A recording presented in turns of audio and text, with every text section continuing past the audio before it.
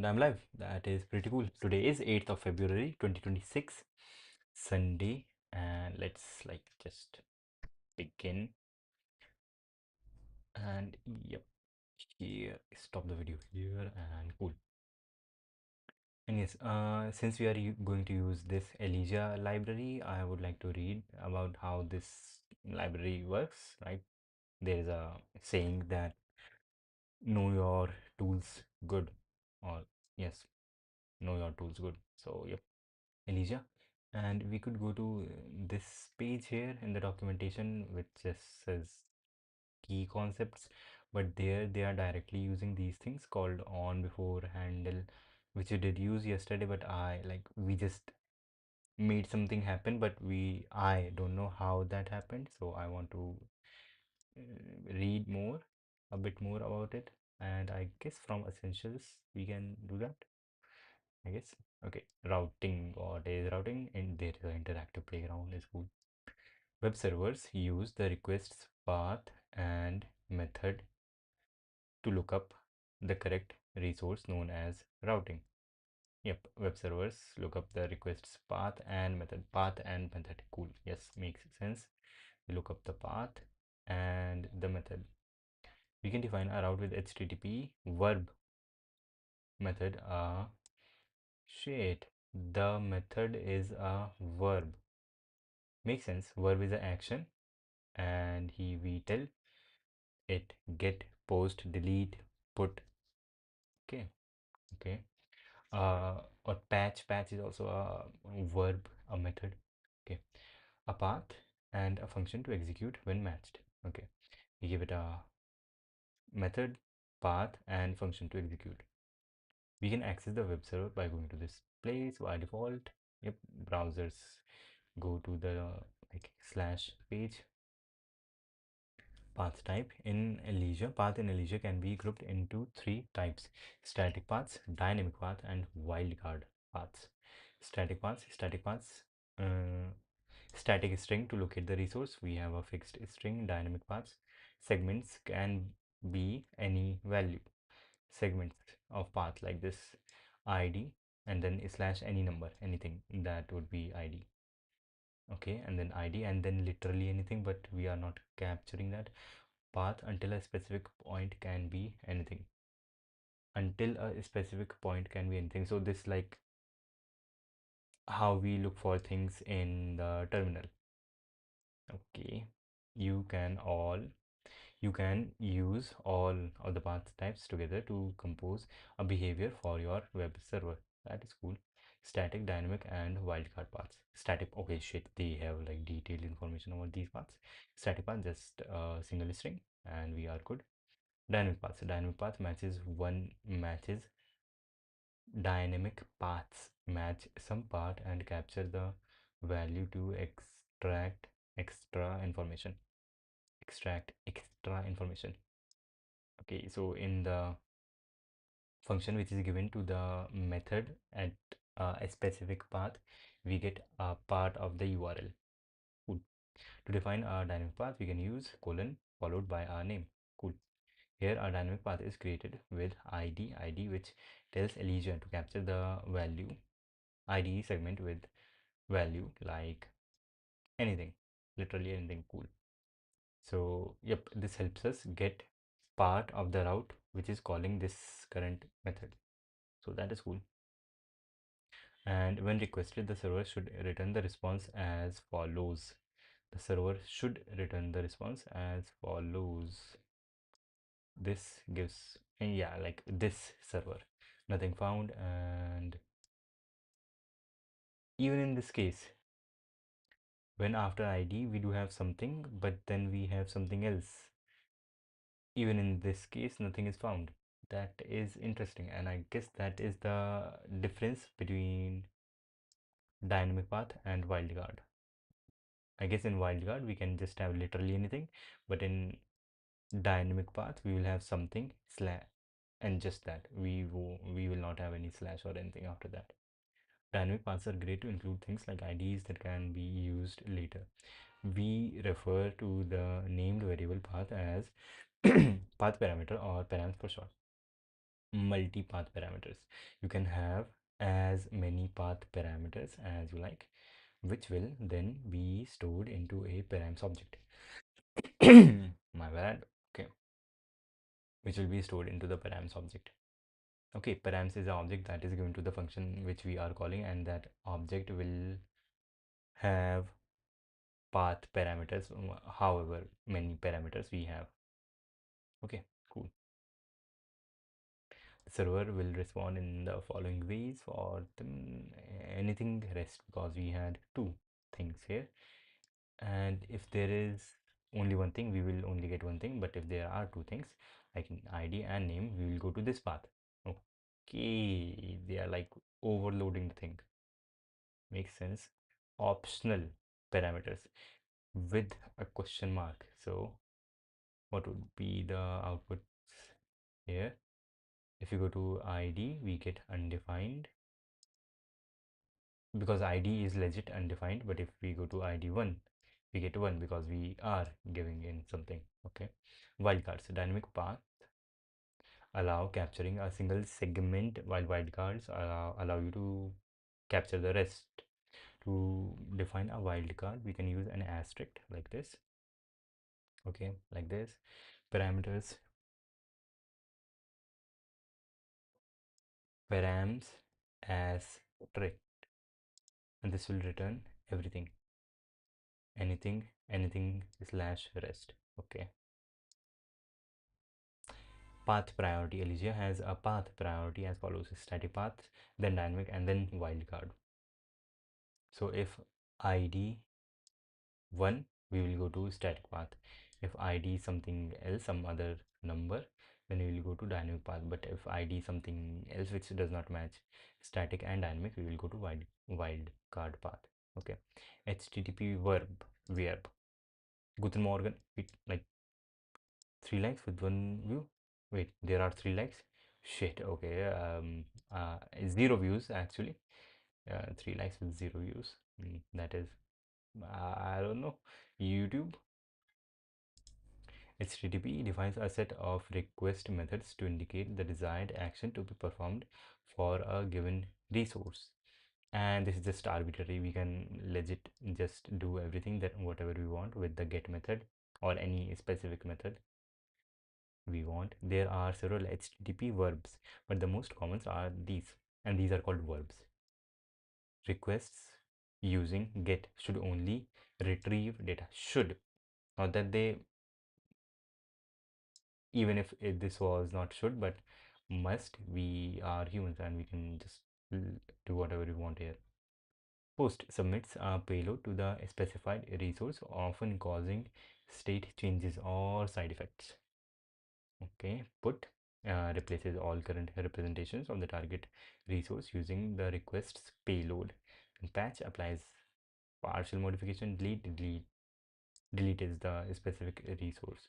To handle each of the different type, Elysia has a built-in API for several HTTP verbs by default, similar to elysia.get, .post, and .listen, whatever. Elysia HTTP methods accept the following parameters: path, they take in path, then the function, then hook. So they take in a hook. So they are, Elysia takes in a hook. So Elysia is a hooker. You can read more about HTTP methods on HTTP request methods. That is something. Custom method. We can accept custom HTTP. Shit, that is messed up. That is really messed up.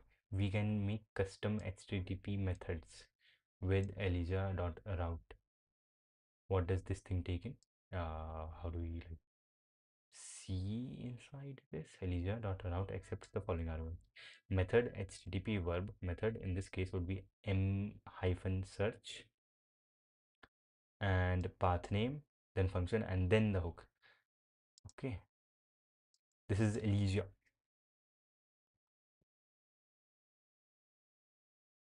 This thing. OOP is you can never take a guess of what something is, or when is it defined. It can be a function, an overloaded function, a class inheritance, or any other. That is called flexibility, right? That is a good thing.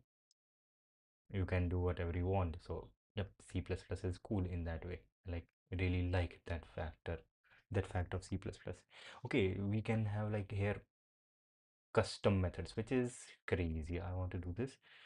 And yes, cow say.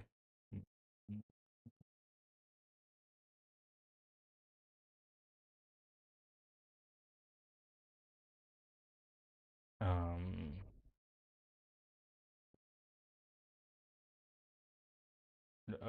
.ts. Wait, I would have to initialize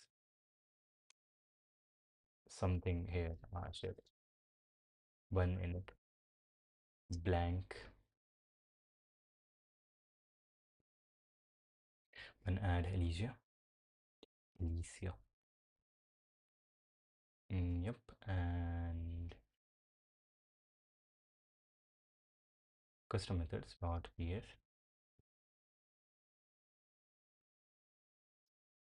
There is no print. And in package.json, here we can create a script for this, which would be one run mm, this, it would be one run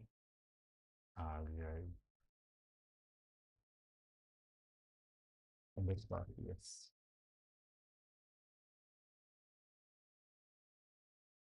One run this shit.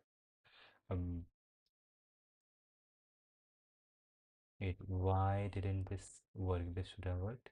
Package.json, we have a script called this. We have a script called this. This is how we add scripts.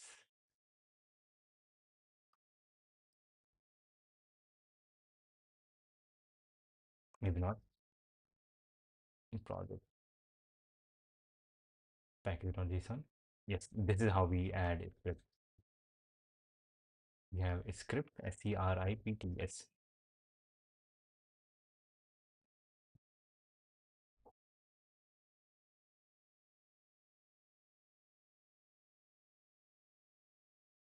Scripts.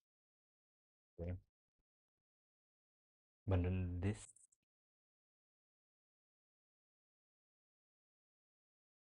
scripts scripts.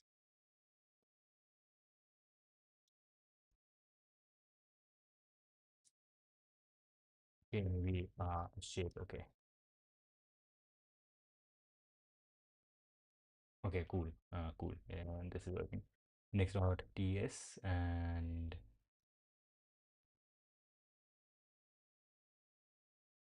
import Elysia.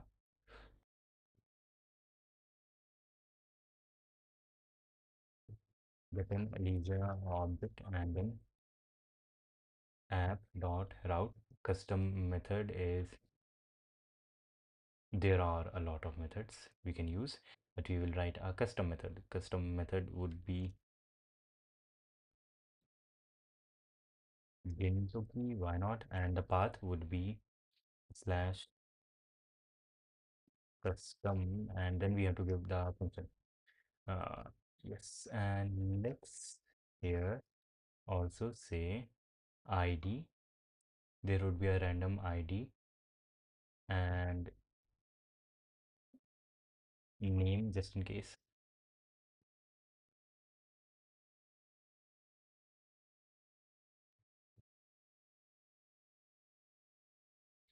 Params will have ID and name. I think this is how we are supposed to do this.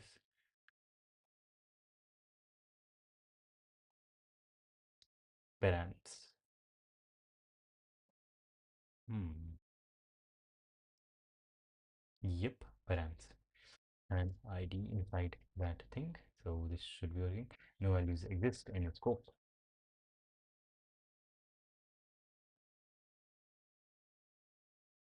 Return an object ID and name.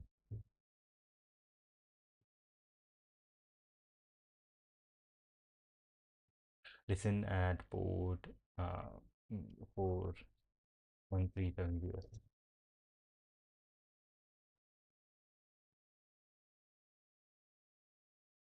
Run this. Postman. Let's see. Not an issue. It is type a new method. Type how do we type a new method? This this is of 3770 and what's 1370 and then ID some ID the 34 and name would be Luffy. And here how do we give in a custom method in Postman?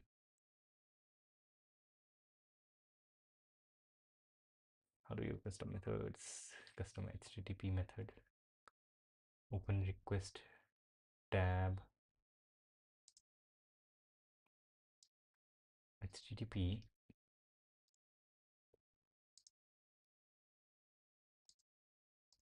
untitled request. Okay, bro is able to type. Okay, shit. Just type here. This will be called, I think, custom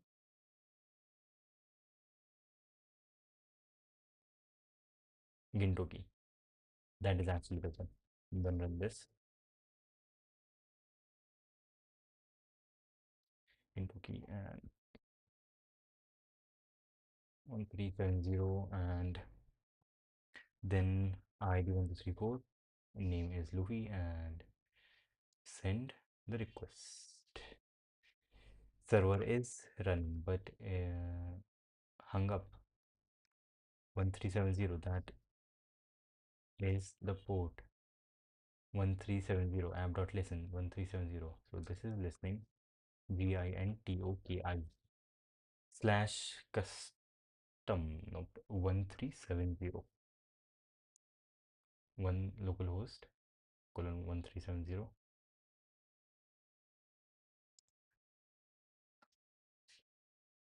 1370 custom and ID and name here and method is Kentucky 1370 is the port. If we change this to 4444 one run this should be working 4444 nope 1370 connection refused, so there's something bad. This nightmare for getting started and see you can see a thing and can know its type.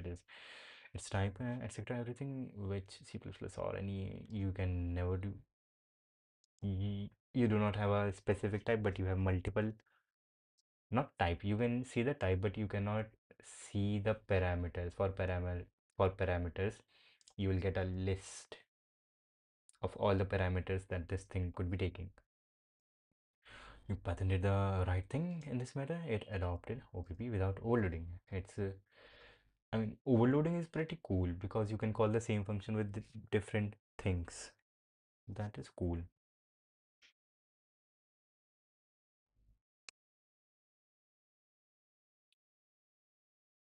Four, four, four, four.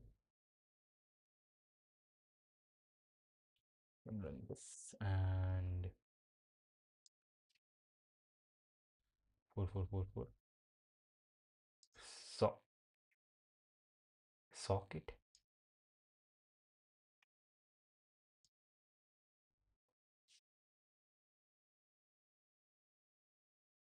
index.ts and okay, return here.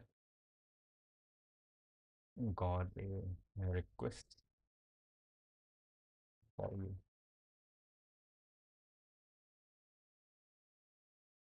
Run this and shit, why is this hanging up?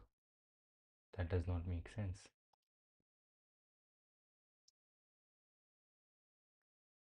App dot route and then app dot listen.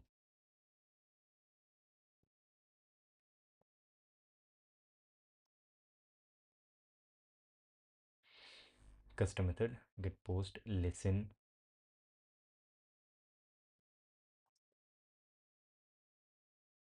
msearch. Msearch is the method and this returns connect, but we do not connect. Do we have to add different routes also?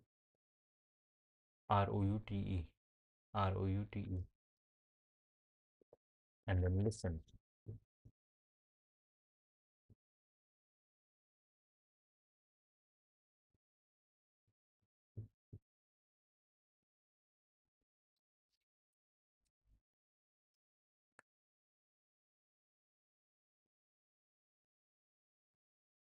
App dot route, we have a custom route.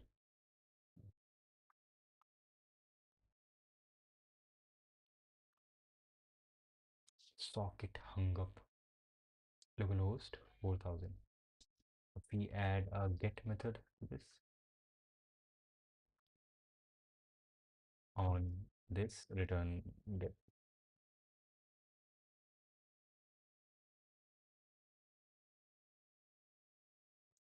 then run this and let's change to get 4444 send and we do get, so that is cool. And if we go to this path which we had here, now custom id and then name, we get not found. And if we were to go to the custom route, gintoki, socket hung up, gintoki.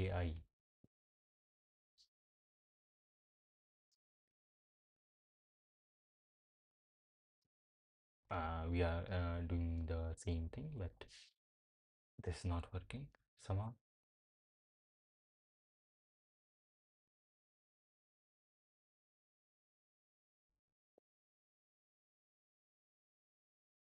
Slash route, uh,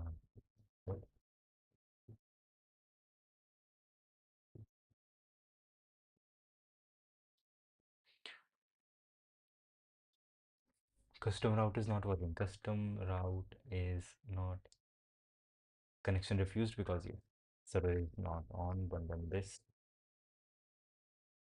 now the server is on but hung up.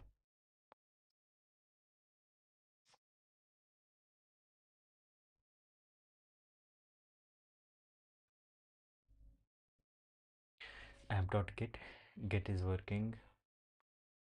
Route,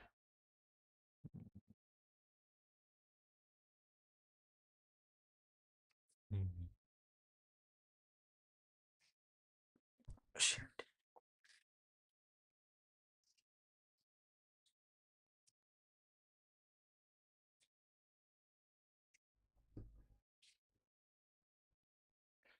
Dot route, we are doing the same thing that they are doing.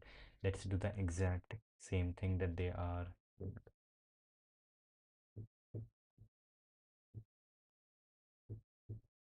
And search. But run this and instead of this, the route here should be m search.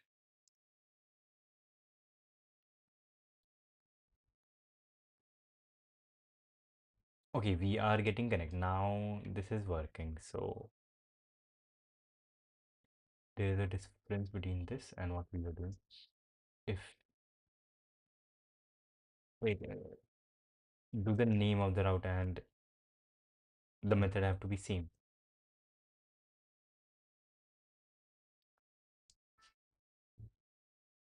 No.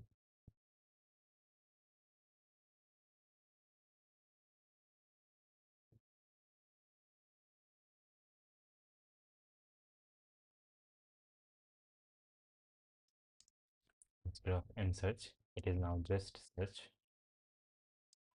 Still, there is a connection. Cool. Index.ts.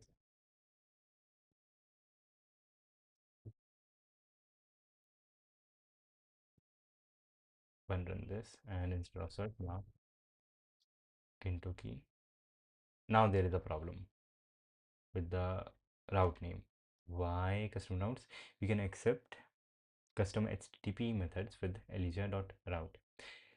This accepts HTTP were based on is case sensitive. It is recommended to use the uppercase convention for defining a custom HTTP verb with this. Hmm. Okay, it is like they do not take every custom method, they just take some of the custom methods. To create code to a wait, why? Like there is just you can go to the code. Maybe the commit is not the latest one.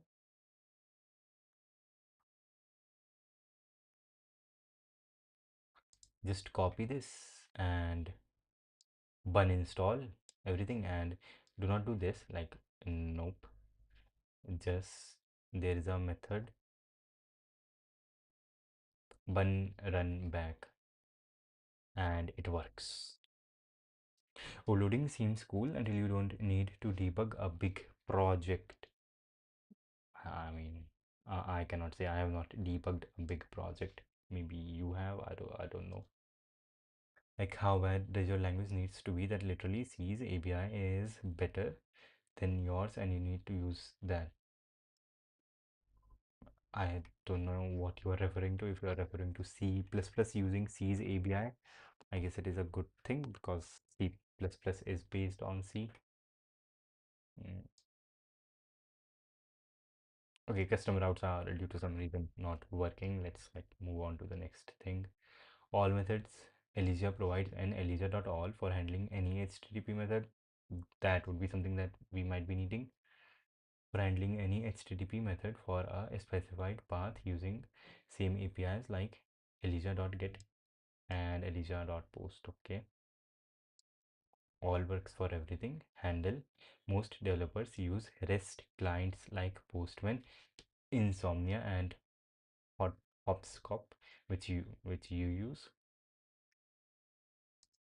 to test their APIs. However, Elysia can be programmatically test using elysia.handle. Okay, app.handle new request to this thing. So this thing gives a new request which goes to this app and then console.log the result of that request. Okay, that is cool.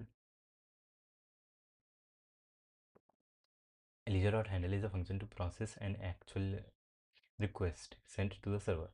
Tip: unlike unit tests mock, you can expect it to behave like an actual request sent to the server, but also useful for simulating or creating unit tests.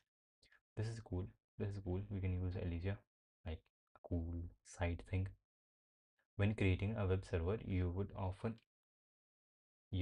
often have multiple routes sharing the same prefix, like here, two posts. Same prefix like this, user. Okay. This can be improved with elysia.group, allowing us to apply prefixes to multiple routes at the same time by grouping them together. Elysia.group user for user slash mistakes in this and post sign in, sign up, and profile. That is cool. Okay, we will be using group. We will be using group. We can use group right now. CH backend APIs. Yep. index this thing imports this router, and this router has two things. Yep. These things here are they have a middleware, but these things above here they do not. And access has user and user here. So we can just say slash create slash login, and then here router dot group user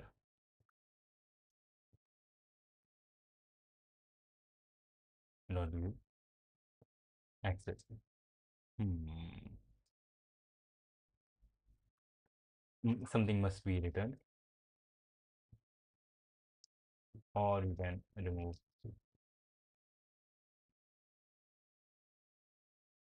it. Cool.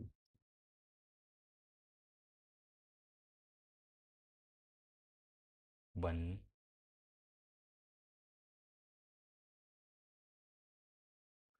back, and if we make a request, one of the requests from yesterday for login, nope, not login, let's create a user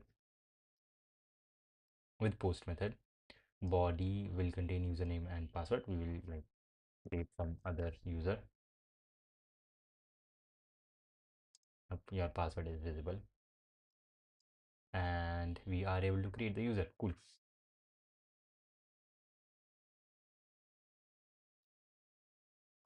This code behaves the same as if we were running this code.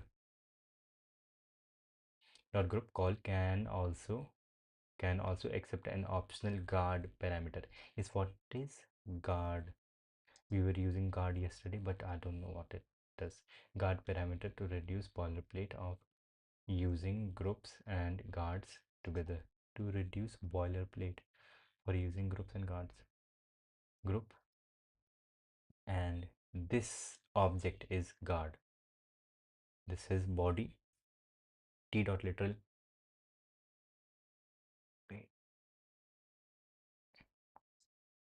Rikuhachima Aru, that is someone's name. You may find more information about group guards in scope. We will be reading about guards at some point, I guess. Plugin. Okay, guard will come in plugin. Prefix. We can separate a group into separate plugin instance to reduce nesting by providing a prefix to the constructor. By providing a prefix to the constructor, which is the same thing as group, kind of similar to group.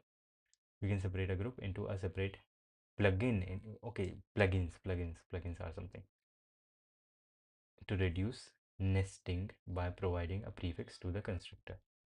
This constructor can take in a prefix. Constructor itself can take in a prefix, which is better than what we have done here. Yes, giving a prefix to the constructor is better. Router dot use access, and this access constructor will have a prefix slash user. One back, and let's create a new user. Hello, new user, and it works. Cool. And cool, we are done with this page. Handler, what is a handler? You could create a user earlier too. Yes, I could create user earlier too. The difference between then and now is we have three options. These these endpoints for creating a user. Before they had user here and also like user here, but now they do not. And there are two methods we can use to avoid repeating this prefix.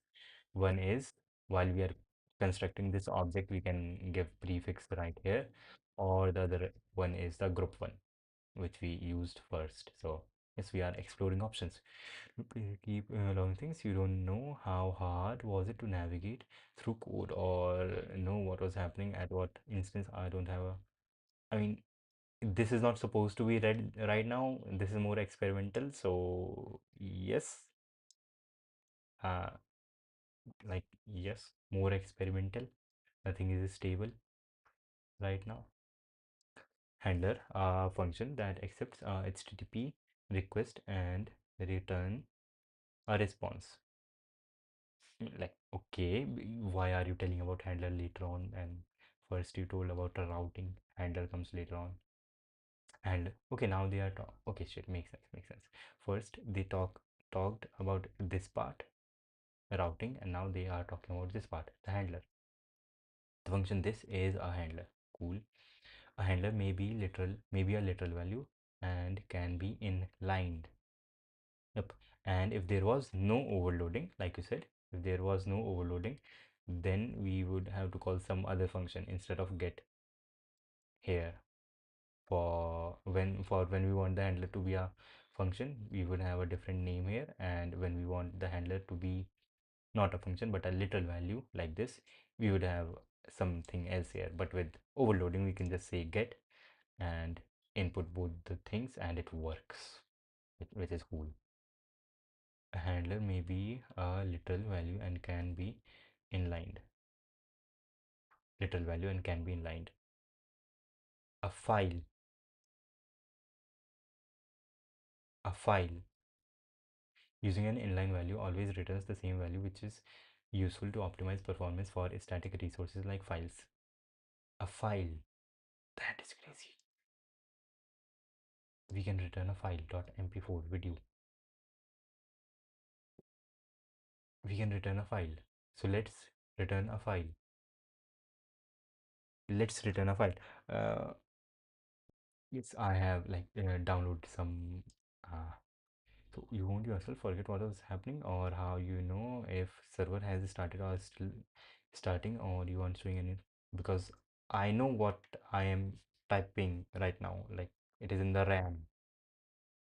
Like yes, it is in the RAM of my head. Let's return a video.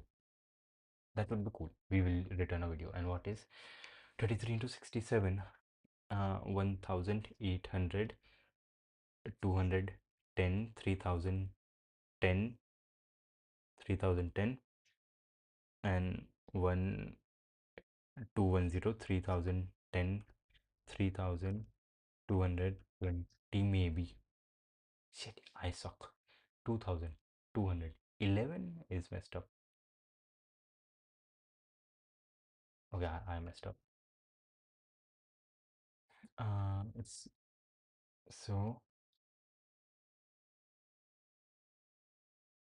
Elysia, we have to copy here. Copy from desktop edits. Which edit? DJO, end of beginning edit.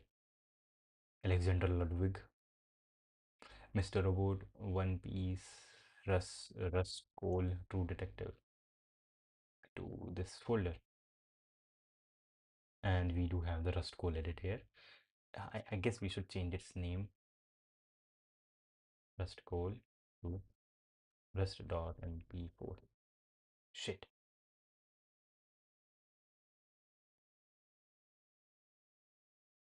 And index.ps here.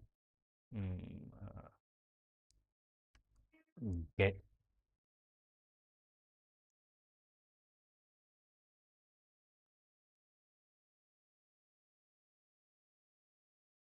file, file from one.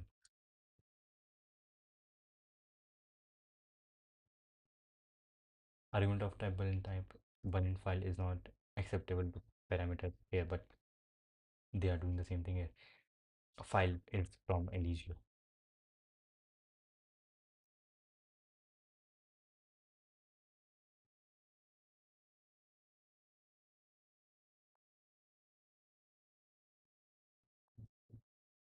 Okay, shit. Shit. Bun, run this.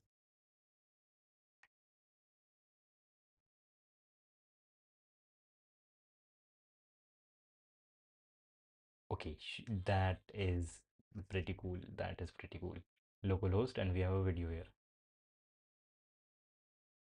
It is loading. It is loading. We can even download the video which we already have locally present. We Talk can, about Cole. We heard some and was the audio stories. audible? Kind of a strange guy, huh? It is. It is audible. Shit, that is legit pretty cool. I hope I don't get a copyright for 5 seconds of music. Shit, that is pretty cool. We can return video.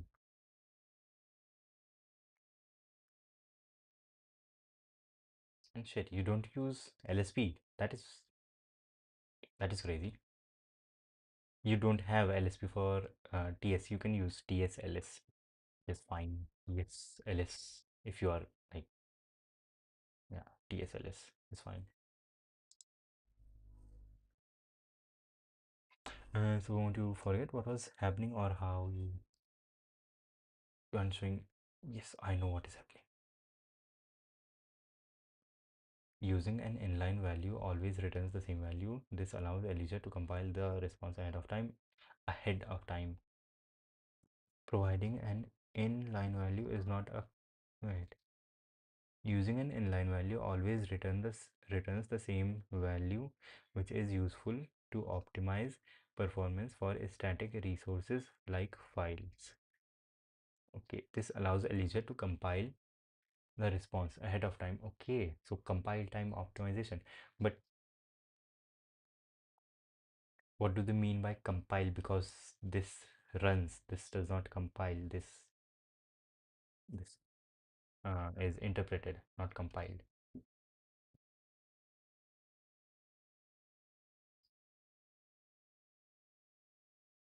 LM Arena, arena.ai, direct chat.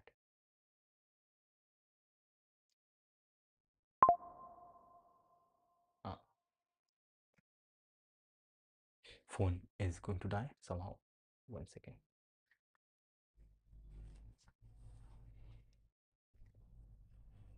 Shit, I cannot even check if my phone is charging. TS and LS are too a little too junky. I mean, junky like heavy. Why they slow down? Mine is working fine, so I use VS Code. Shit, you used shit. That is blasphemy. You should not use VS Code on Arch. That is blasphemy.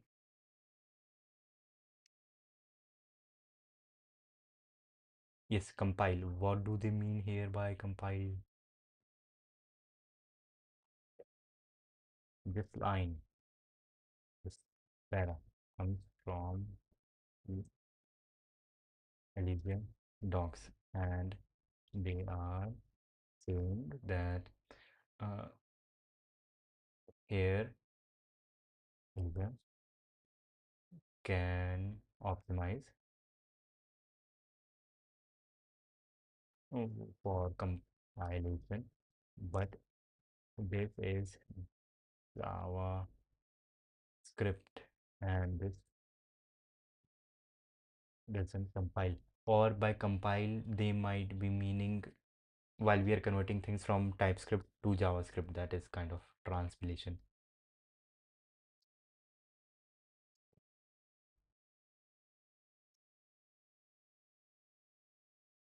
Shit,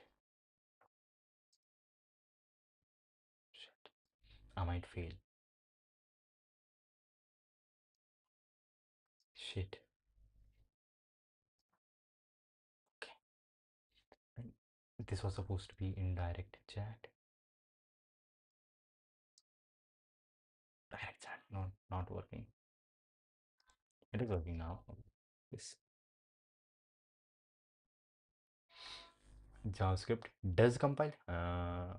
This is a common misconception. Does compile. Just-in-time compilation, JIT, shit, just-in-time compilation, how JavaScript actually runs. Modern JS engines like V8 in Node.js or JavaScript core in Bun use JIT, just-in-time compilation, source code, parser, AST, abstract syntax tree, bytecode, just-in-time compiler to machine code. It is not purely interpreted. The engine compiles hot code paths into optimized machine code at runtime. What, Elysia, AOT Attack on Titan? Ahead of time. Elysia has its own AOT compilation steps at the framework level. At the framework level, line static value versus function evaluated at every request. With the inline value, Elysia knows the response never changes. So at startup, it can pre-build the HTTP response object, preset headers, content type, content length, etc.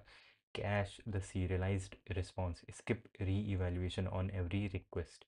With the function, Elysia has to call it every time whenever there is a request because that could because the written value could change. So compile here means two things. Elysia level, Elysia computes and caches responses, pre-built routes, handlers, optimizes the handler pipeline at startup, and engine level. Just-in-time compilation. I would like to read more about just-in-time compilation. Not right now. Maybe I'll do a stream about this. Just-in-time compilation, JIT from IBM.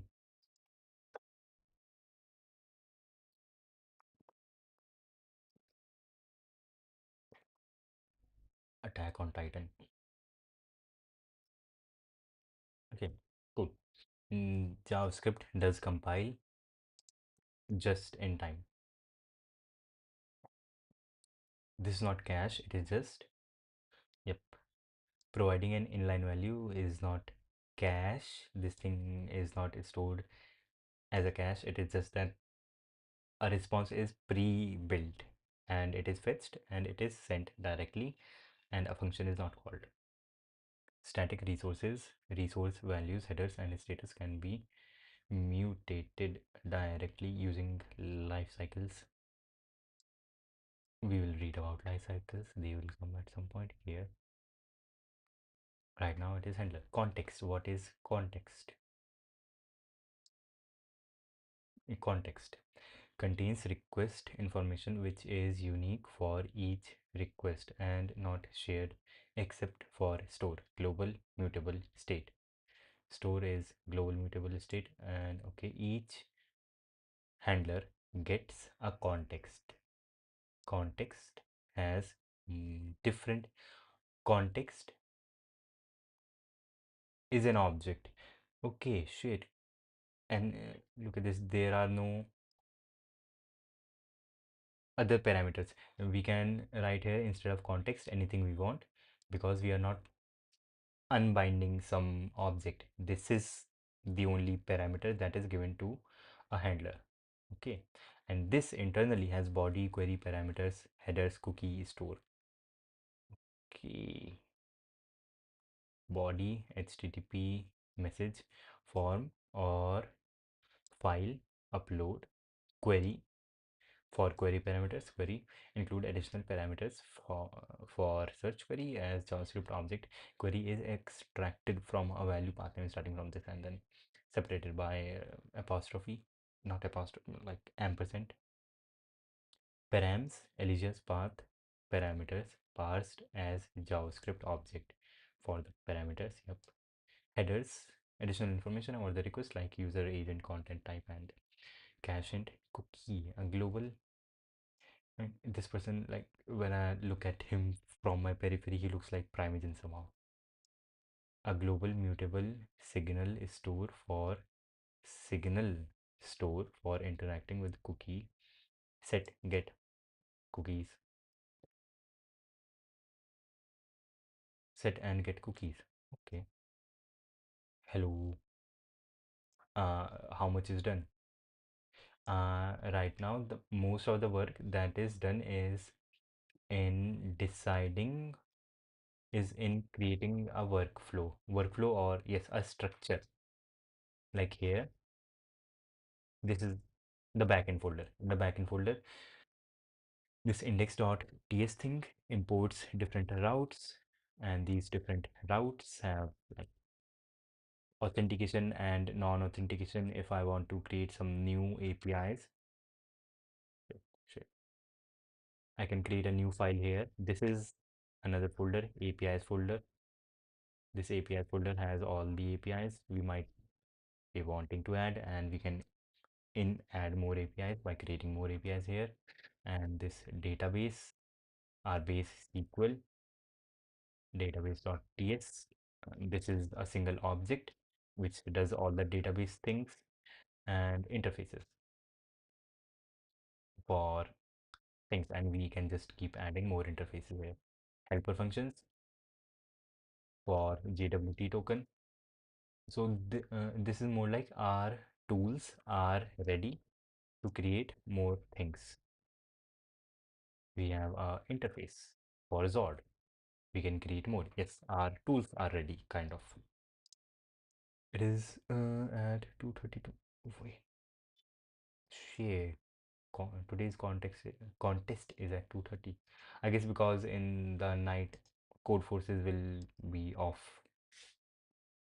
GIT for Python. Uh, Using LLVM, but figured it was too much work and I was lagging a lot. So I first wrote an emulator, then a VM, and now I'm thinking I can write IL. Okay, that is like very good for you. I don't get how one writes a GIT for Python uses LLVM. Resources for learning about GIT. LLVM website is a good. Wait, LLVM website is not good. Is by Mr. Chris Latner, so this must be kind of good. Okay, shit, that is good. That is like, yes, standard practice for good programmers, how they write documentation.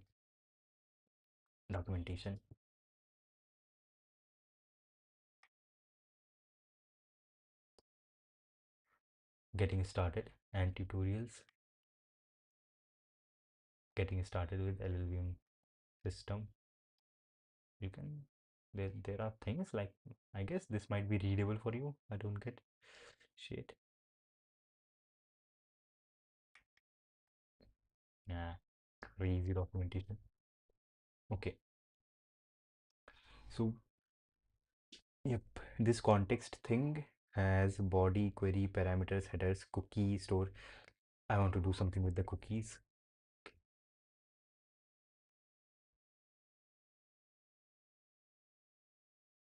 Next.ts.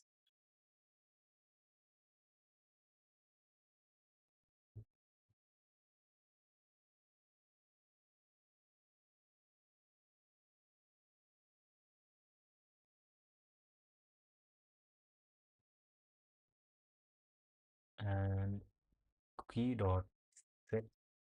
What are the functions we can get on cookies?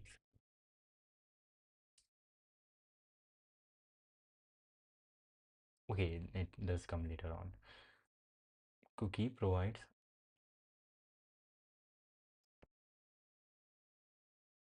get and set. Shit. Okay, we can just say here cookie equals value. This does not take in a string. What does it take? Type string is not assignable to type cookie unknown.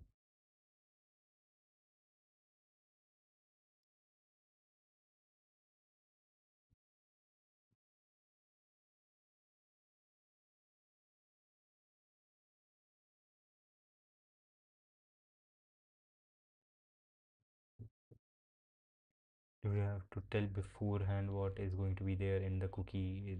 It is working perfectly fine here. Cookie. Okay.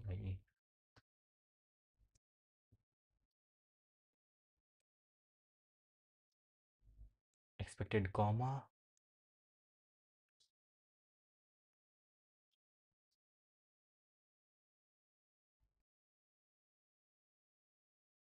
Shade. Okay.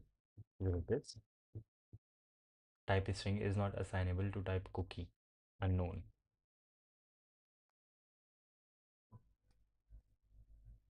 Get and set. Shit. Okay. Okay. Okay. Okay. Dot value. Dot value. Cookie. Dot key. Dot value. Cookie dot key is possibly undefined if it does exist.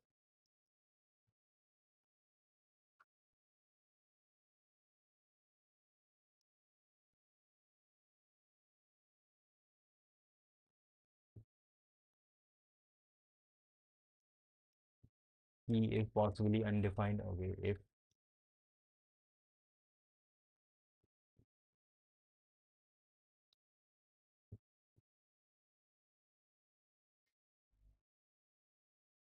will this just add the cookie without doing anything else? Let's see. Postman.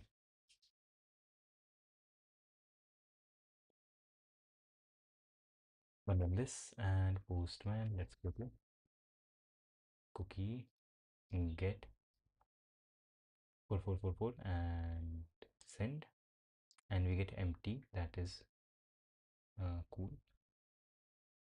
Where are the cookies? Beautify cookies. Key. Yep, and value is value. Cool. We are able to add cookies. Index.ts, and I guess we would be, yeah, cookie is fine. Cookie is fine. Yes, cool. Back to this cookie and store a global mutable store for Elysia instance utility function. We have redirect, status, set, and additional properties request server path. Do we have all these things that they are saying?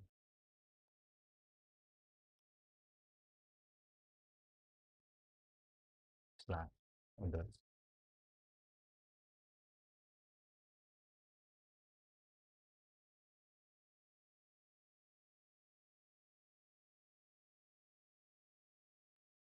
We do have these other things.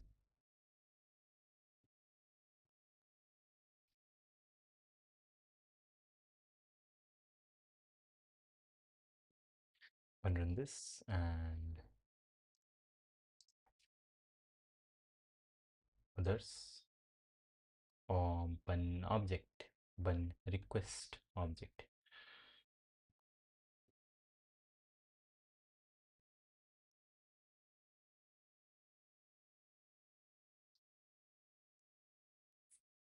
Which is empty.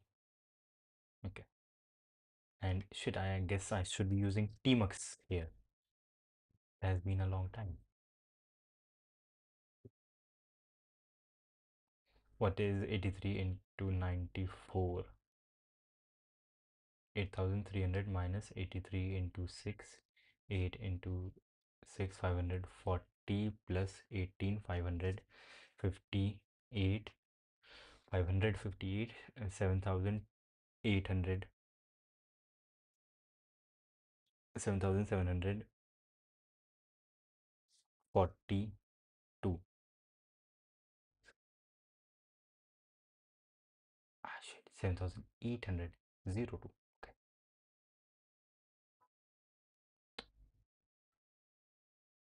New window is control T, yes. 51 into 3150, 3150 plus 63, 3100, 3213, 3213, yes. Now we have two terminals. That is cool. And how do we rename a term? Uh,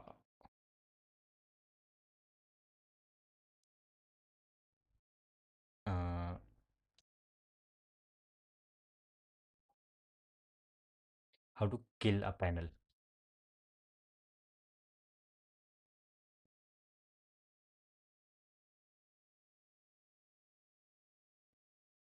How to delete a panel in tmux. How do we delete a panel in tmux?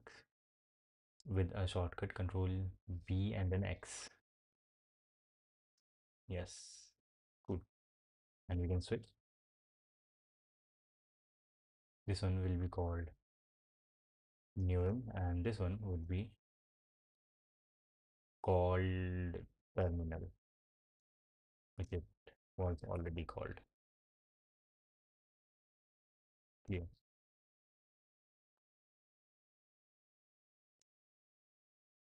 Okay, cool. Neuron, it's not tx. Okay. What are the other things? Status. What is status? Status just sets a function to return a custom status with type narrowing. This and this.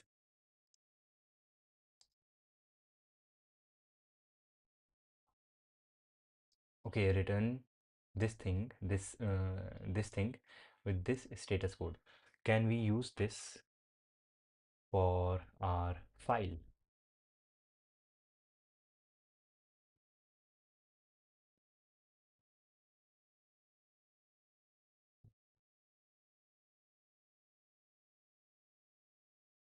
Or wait, status here, and we can even make this uh, funny 404, and here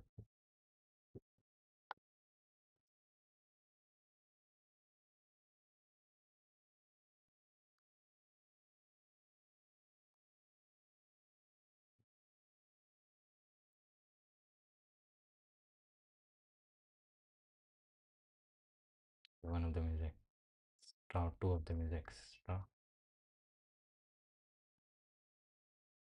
or they come internally. Okay, cool. So now if we were to run this, let's go from here, rust get. This is working perfectly. This should not be working perfectly.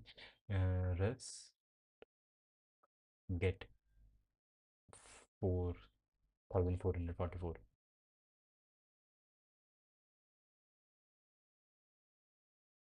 Run this 4444. We are getting 200 status code, which is not the right status this, and we also have to return this, I guess.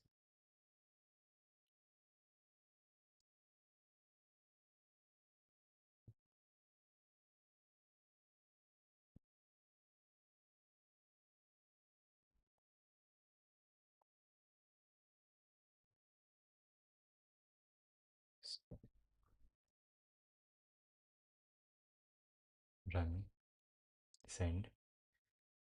Maximum response size reached, because this is sending a video.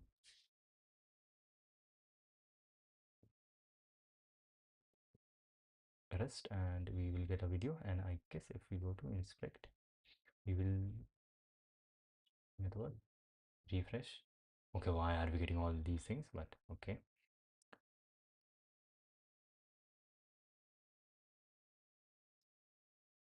where is the main request? Index.html 404. Yes, we got 404 error, 404. So yep, yes, status is working as it be working. Hello, off by 60 error. Shit, where? While learning, because hello, Ayush Upadhyay, my friend. Learning German because I want to speak more languages. It would be a cool thing, cool flex. It is recommended to never use throw approach to return a status instead of throw as it is. To use never throw approach to return a status instead of throw as it is. Allows TypeScript to check if a return value is correctly typed to response schema.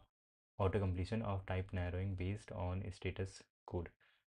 Auto completion of type narrowing based on status code. Type narrowing for error handling using end-to-end type safety. Eden, like the garden.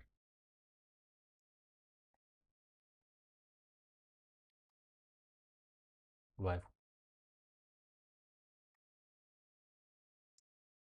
Okay, like they are saying something here. It is recommended to use never throw approach. What is never throw approach? To return status. Use this approach, never throw approach, to return status of throw as it instead of throw, as it allows TypeScript to check if a return value is correctly typed for a response schema. So do not throw, instead return status, because it allows TypeScript to check if a return value is correctly typed to response schema. We can even give schemas to responses, which is crazy. Auto completion for type narrowing based on status code. TypeScript allows auto completion. Type narrowing for error handling using end-to-end encryption. Okay. Now set is a mutable property that form a response accessible by context dot set. Mutable property, what does it have? It has headers. Don't we already have headers directly? We do have headers directly. Allows us to append or delete response headers. Okay, response headers. We are setting things. Okay, response headers as an object. Set this headers powered by Elysia is this return a emir mimir. Elysia provide an auto completion for lowercase for case sensitive consistency. Example, set cookie rather than set cookie. Legacy redirect and set dot status are legacy, because we now have status directly and also redirect. I think we have, yeah, we redirect we have directly, and status is also directly available.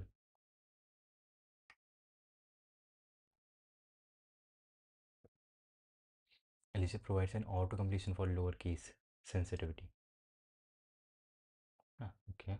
Cookie, we saw cookie get dot value, cookie name dot value, get it or set it. Redirect a request to another resource, which means this thing is not going away. Okay, now it is. Import Elysia get to this, takes in redirect, return this thing, and you can also set custom status to redirect. Okay, copy this, click redirect, and redirected. No, it is redirect.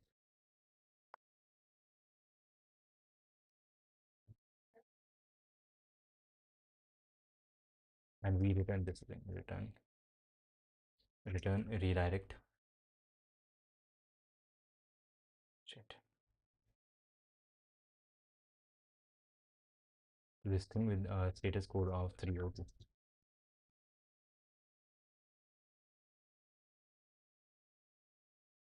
If we go to redirect, send, we have been redirected to YouTube. That's into not YouTube, but this thing, this page. That is cool. So redirect, and let's go. We went to this place.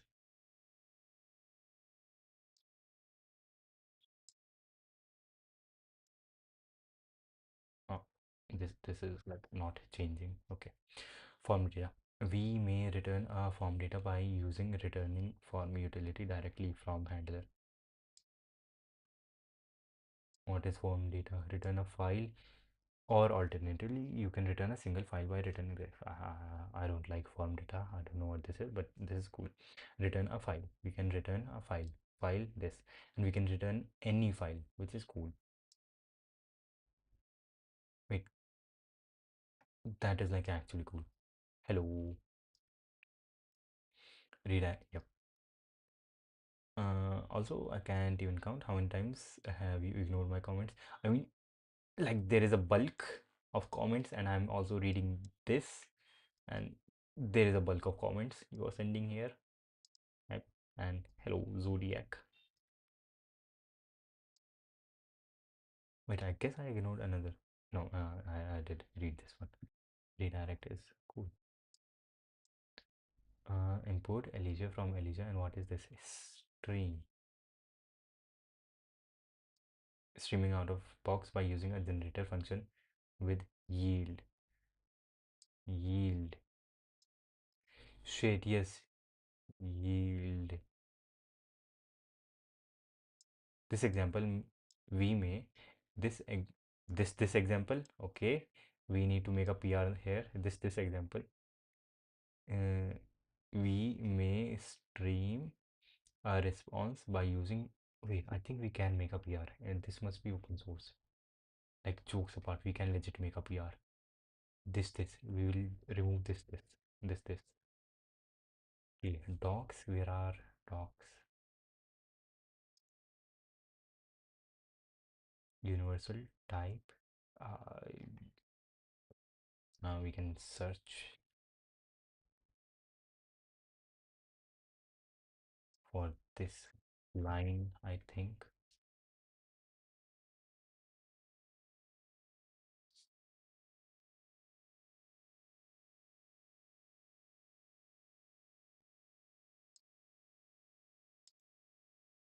Shit, this is searching in GitHub. Here in this repo, go to file. This statement is in some file somewhere.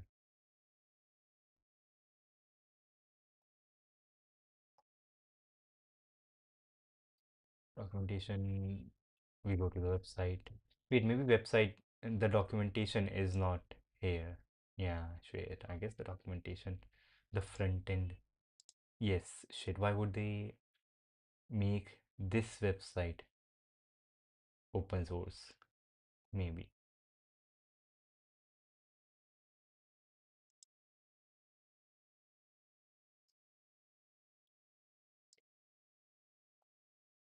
Yeah, yep.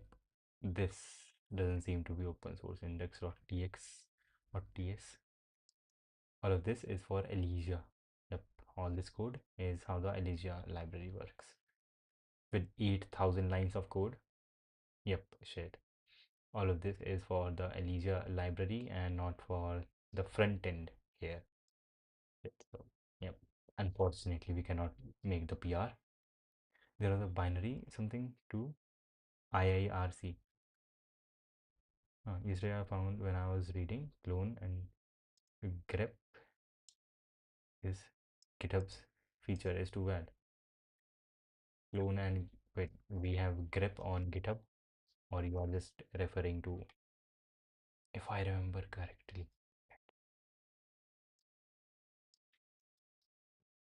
binary something. Okay, stream server sent events. Stream get this is a JavaScript thing. Function. What is this thing?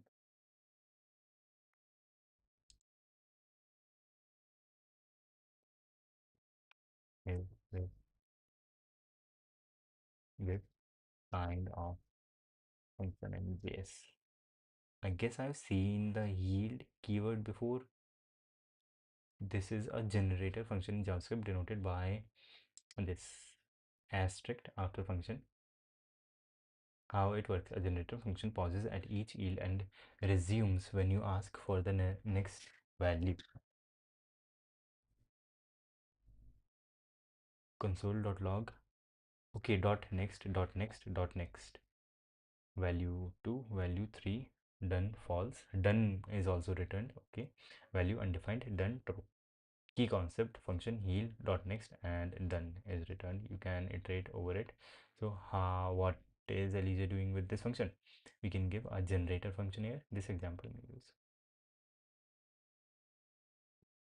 response streaming out of the box by using a generator. Okay,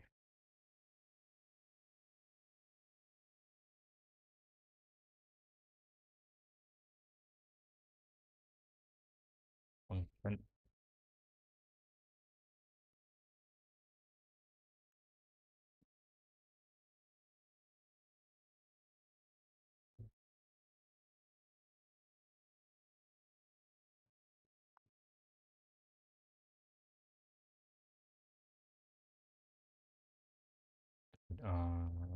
this.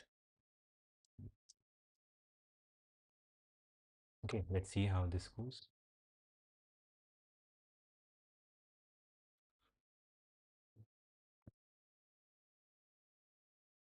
Stream, we get all of them at the same time. One, two, three, four, everything. Okay, this might be useful somewhere when yielding one thing takes time. I think Alicia supports server sent events by SSE. Takes this yield hello world and then yield SSE. What is SSE? SSE. Wait, SSE comes from Elysia. Server sent events. Event this and event message data. This is a message. Timestamp this. When a value is wrapped in SSE, Elysia will automatically set the response headers to text event stream and format the data as an SSE. So SSE is something server sent events. Server sent events. Traditionally, a web page has to send a request to the server to receive new data. That is the page requests data from the server with server sent events. It is possible for a server to send new data to the web page anytime by pushing messages to the web page. These incoming messages can be treated as events data inside the web page. Okay, like notification. SSE, how do we tell it when to do this? SSE. Okay,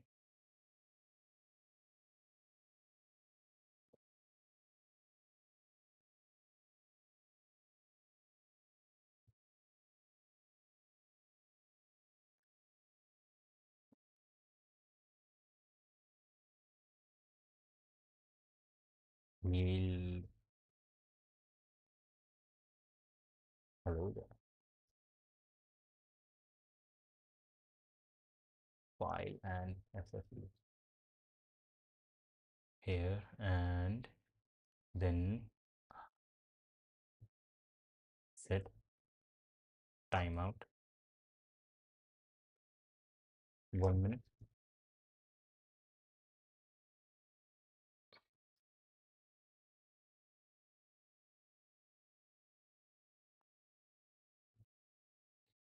No load might be this function call. Yeah, is this the thing that you were referring to, Archit? Grep locally gets a feature is bad. What is this function? Yes, crazy thing. SSE can be useful to update the position of the piece on each other pairs. Yep, it would be. Yep, yep. One player tells the back no, for front end of one player tells the backend I have made this move, then that backend processes it and tells the other player, look at this dude, what is he doing? Something like that. First thing is the callback function, and the second thing is the delay. The order is reversed.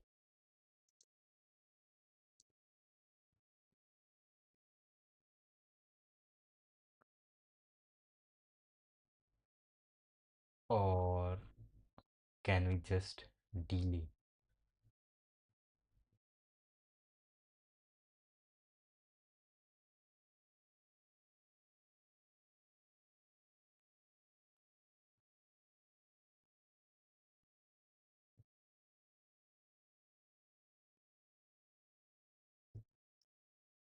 Okay, we can await. It has no effect on the type of this expression.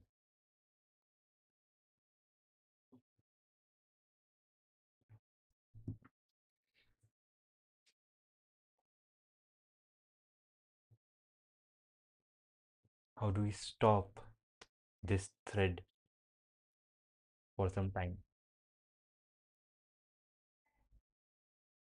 Sleep, sleep. Okay, and then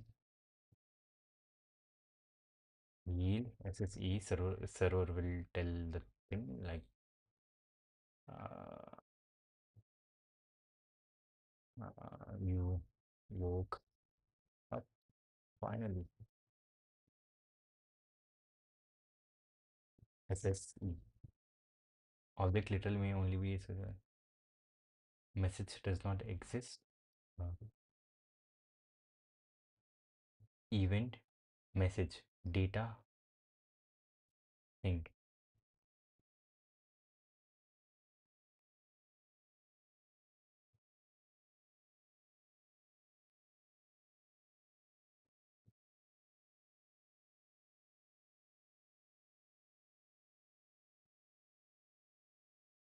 Time, time timestamp. How do we how new date dot to ISO string.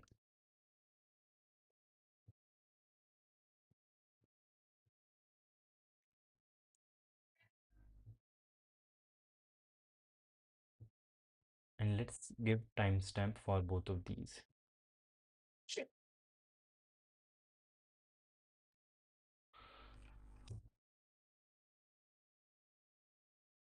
Just starting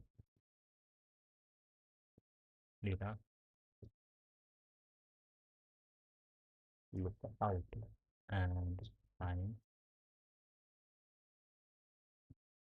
new date right now or to ISO string.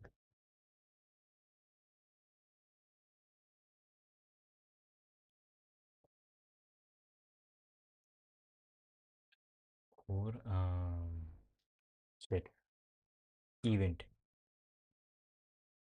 events.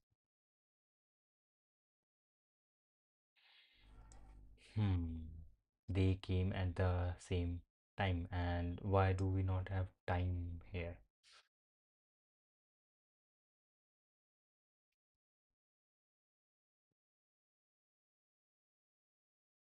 Okay, I think that was the thing. Or maybe time was not big enough. Let's see. Yes, time. That was the thing. We didn't await. We didn't await, and that is cool. Now we can send responses whenever we want. But shit, that is also not very cool. This is not cool because let's say like this. We send a request from here and localhost. Will this get the first message? Okay, shit. How are both of them working? How are they both working? Two functions are running at the same time. That is cool. That is cool. They're running at the same time. Mm. So what would it be, SSE or WebSocket? SSE, WebSocket would be connection between the clients directly, and that does not work out here. WebSocket would be more efficient since it will keep connection open, so less payload. But WebSockets are not very good because like shit. Huh?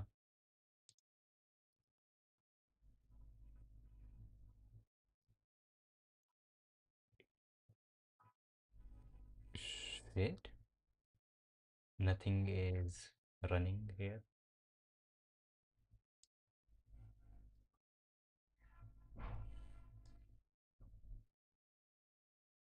Okay, Excalibur is broken.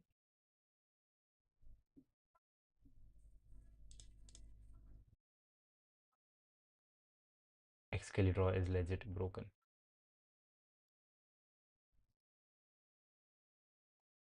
We can write texts, but we cannot draw. Yeah, I guess free fall.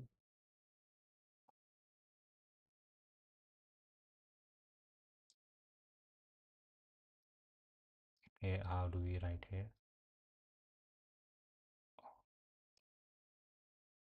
Connectors on. Shit. No.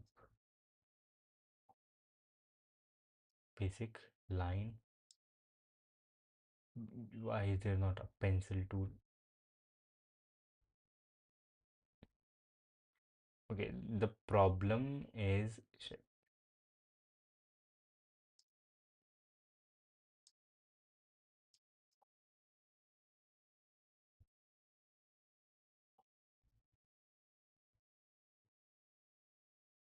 This is not working. Due to dark mode. Okay, that might actually be correct. Skeleton, dark mode. Now it is on. Now dark mode is off. No, still Excalibur is not working. And even wait, maybe laser tool. Yeah, laser tool is also not working.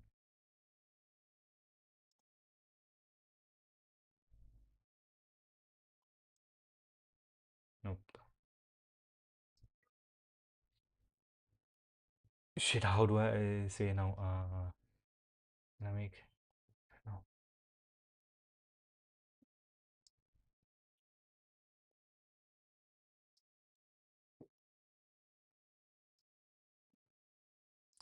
We have our backend, and then we also have our two clients who are playing chess amongst themselves. These two people,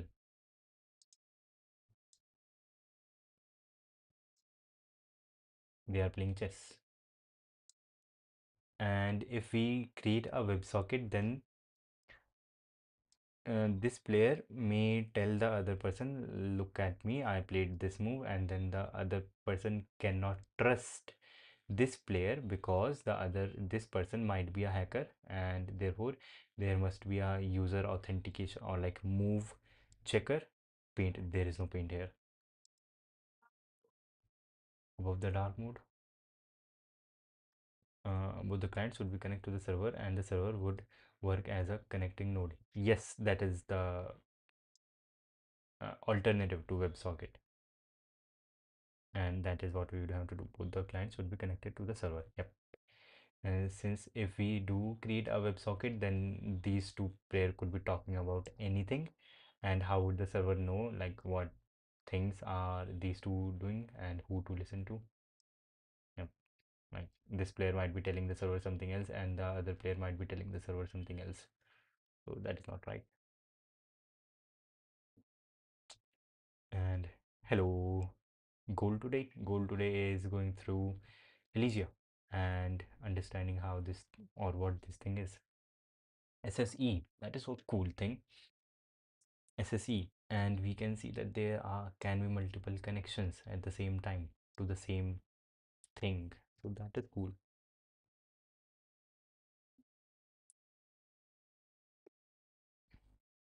Or we don't even have to keep a connection open, do we?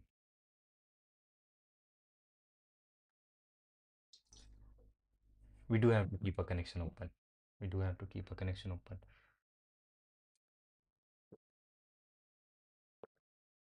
Yep.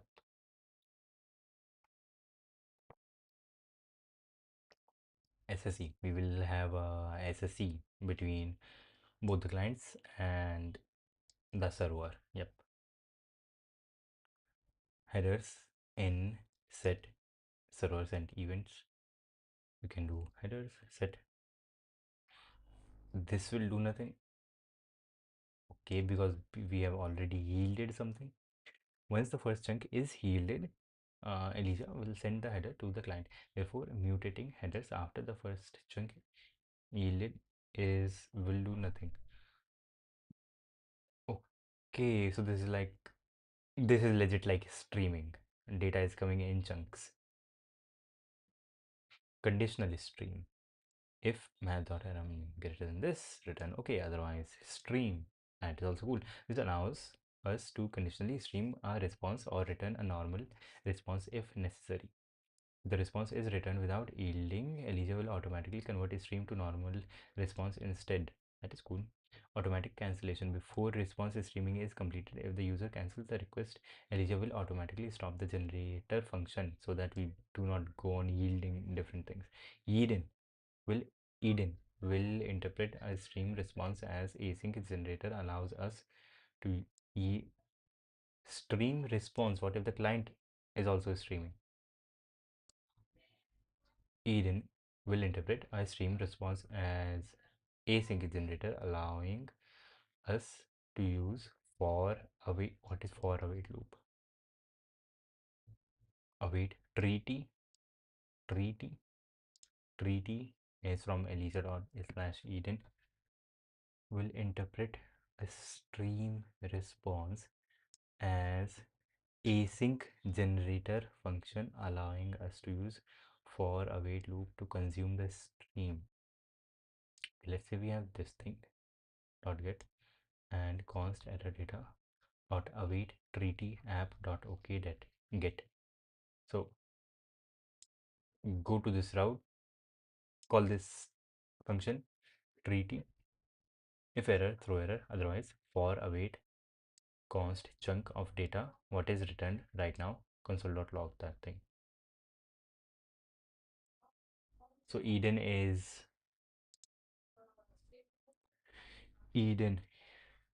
Eden is used for making requests, it seems. Eden, we will get to know Eden later on, but okay, seems like something maybe we won't be using. Request Elysia is built on top of web standard request, which is shared between multiple runtimes, Node, Dino, Cloudflare, Worker, Vercel, Edge function, and more. Request dot headers dot get the request headers, or we can directly get the headers. Okay, shit, yes, this request thing they are saying is a standard object which is given to the servers who are receiving a request. Server bun only, we get a server thing. Port server instance is a bun server instance, allowing us to access server information like port number or request IP, which we won't be needing. Request IP, yep, and server port number, request IP, extend context, advanced concept. Elysia provides a minimal context by default, allowing us to extend context for our specific needs using state decorate. Okay, cool. Plugins, yep, plugins. What are plugins here? Good luck is shit. Thank you for the good luck. Instead of connecting clients together, connect them via Saraya, because the position would constantly be changing, and the HTTP request sends a lot of payload along with the main content. At least wait for me to finish explaining my point, then move. Like, just sit here. Do I? That is Yoda speak. Why is Excalibur not working? That is messed up. Um, Sites like Excalibur, yes, number one site which looks like Excalibur. Online board, Eraser. I think I have heard of Eraser. Eraser.io. Eraser.io. Try Eraser. White mode. Shit. Loading.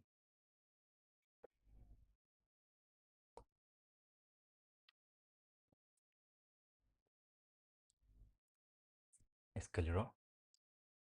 Wait, is Excalibur working for your computer, or is it like they are sad with me? Like shit. Okay, what are they actually loading? They are taking a lot of time. Okay, plugin. And you are saying that instead of sending HTTP request from the client to the server, the client and the server should be in a constant connection throughout the duration that a game is going on because of speed. I think we can optimize, but no. I thought maybe for longer games we do not have to do that. For like rapid games, like 10-minute games, we do not have to have a constant connection, but HTTP request would do. But even in rapid games, at the end of the game, like at the 5-10 second mark, we need speed. So yep, that is not a good idea. So there will be a connection, full duplex connection between the server and the client. Okay. Plugin. What is a plugin? A plugin is a part that is decoupled from the main instance into a smaller part. Okay, every Elysia instance can run independently or use a part of another instance. What does that mean? Every Elysia instance, like this plugin thing or this app thing, can run independently or use a part of another instance. Or use a part of another instance. Use plugin. This thing plugin. Yep. On slash plugin. How? What is this plugin thing? Return plugin. Decorate plugin. Shade. We are decorating the context, I think. And now this decorate context is also available in this app instance. Okay, okay, that is cool. Let's have another instance. Plugin new Elysia dot decorate new thing here and value for that one thing and at the slash plugin thing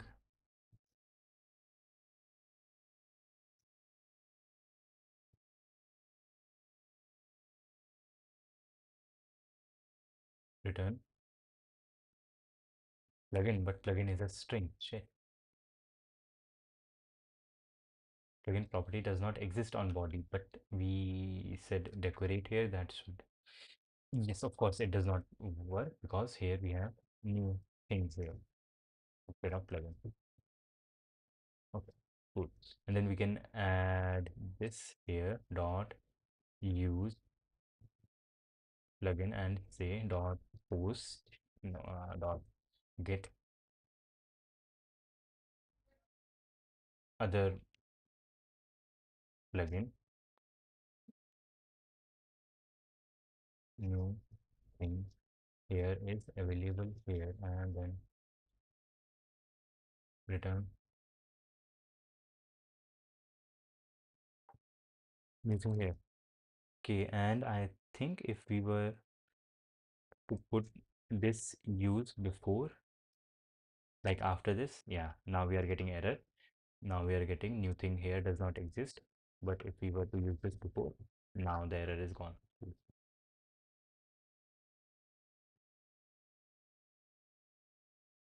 Uh, Plugin, new thing and value for that new thing, pretty print. Plugin, other plugin, I think was the name, other plugin. Other plugin, yep, cool. We can do decoration. That is cool. Try removing the cache and then refreshing. A hard refresh. Okay. No matter the game, the size of each is HTTP header would be several times bigger than the main content. And the main content is just like a move, a single move. And sending the same data again and again wouldn't be good. Would it be? No, it would not be good. It would not be good. And the downside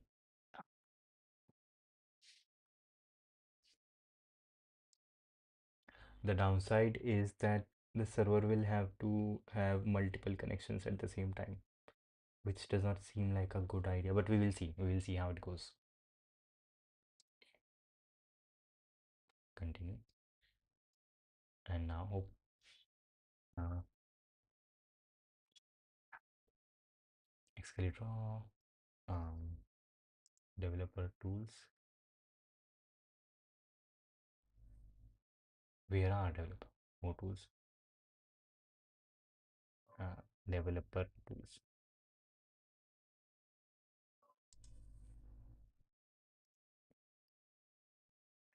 Is there load profile? This is uploading things? Shit.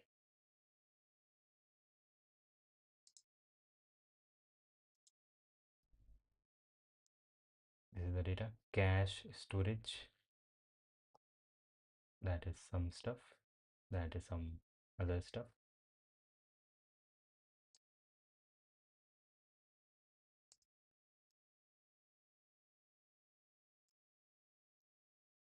Wait, do I have to like thing by thing delete them? That is not good. I cannot select them. No,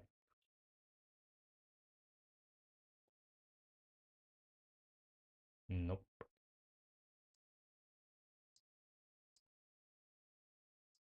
Storage 7.2 MB.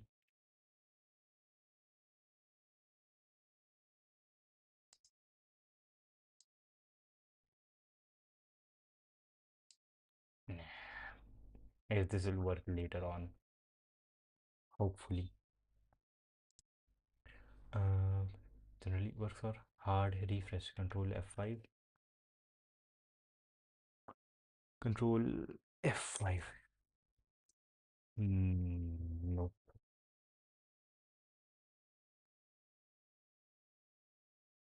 Or okay, window. Uh, nope. Shit. Nope. Welcome to VoiceOver. VoiceOver speaks. Welcome to VoiceOver. Voiceover. No. VoiceOver. Turn off voiceover. Yes, it is Mac.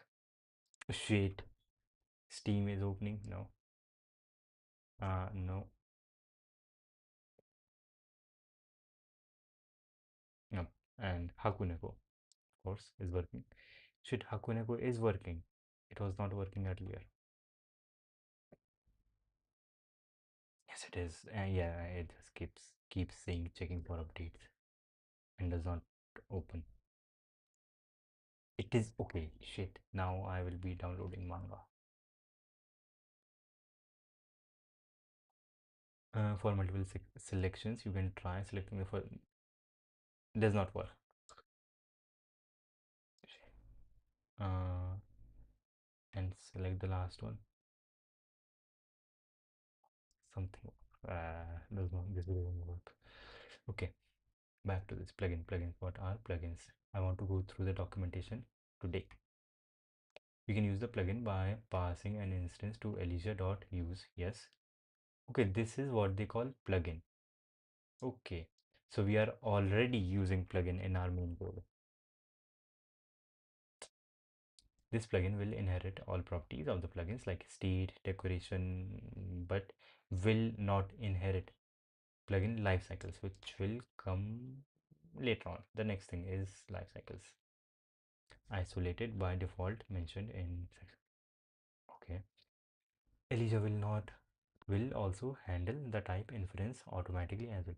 Dependency must read. Elysia by design is composed of multiple mini Elysia apps which can run independently like a microservice that communicate with each other. Yes, that is cool. Each Elysia instance is independent and can run as a standalone server. When an instance need to use another instance's service, you must explicitly declare the dependency by using use. This is auth, decorate. This decorates something, and model is something. Model, what does model do? They are just giving other things, but not what it does. Decorate auth, type of auth. Main app auth is missing. Yep, auth does not exist. They first have to say use auth and then auth is available. This is similar to dependency injection where each instance must declare its dependency.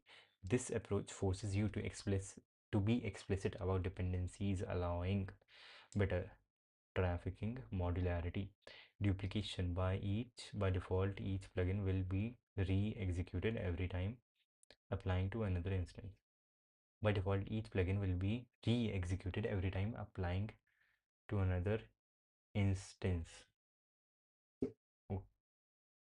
Okay, each plugin will be executed every time. If there is a plugin which I am using at multiple places, that plugin will be executed multiple times.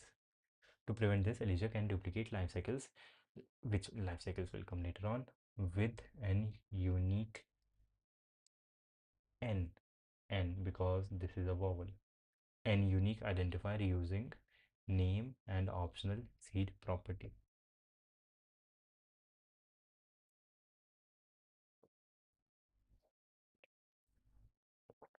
Name is a unique identifier. We give an instance a name and then we give it some things dot derive or whatever this is, dot derive as global and this thing, and we go here and we say dot use and dot use, and this derive thing does not get used twice. Adding the name and optional seed to the instance will make it a unique identifier, preventing it from being called multiple times. Okay, so this, when you do dot use here and dot use IP here, the same thing, it is not executed multiple times. Cool. Adding the same name and optional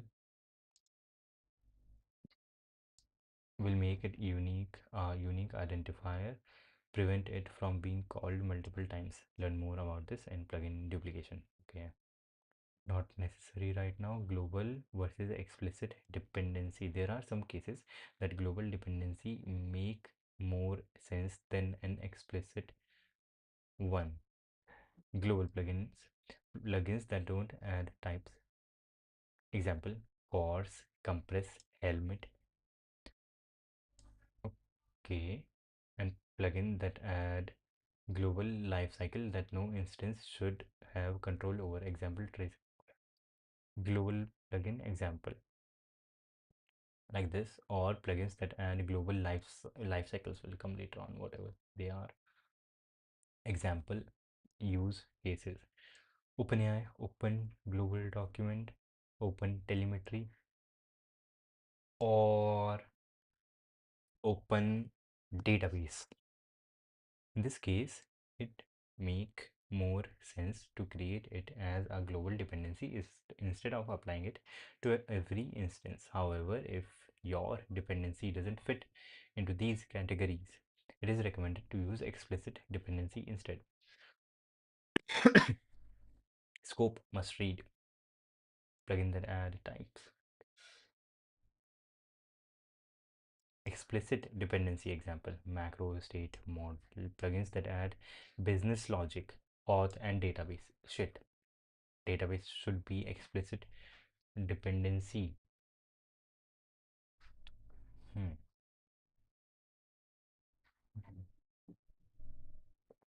Okay, let's just keep on reading. State management, store session, ORM, auth, these things, chat notifications should not be global. I thought database should be global. Maybe not. Elysia lifecycle methods are encapsulated to its own instance only.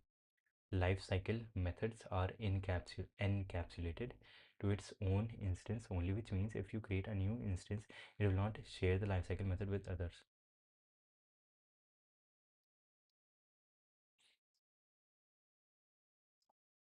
Okay, this on before thing does not come here. Okay, shit. This is why yesterday when we created like a new Elysia instance which only had on before handle, and we used dot use using that authentication uh, Elysia object, adding it to some object which must have authentication. We were not getting the benefits of on before handle for on the object on which we were using the authentication instance of Elysia. Okay, because of the scope. In this example, the is sign in check will only apply to profile, this thing, and not to rename, but not app. Okay, cool. That is scope. This is a life cycle thing. Okay,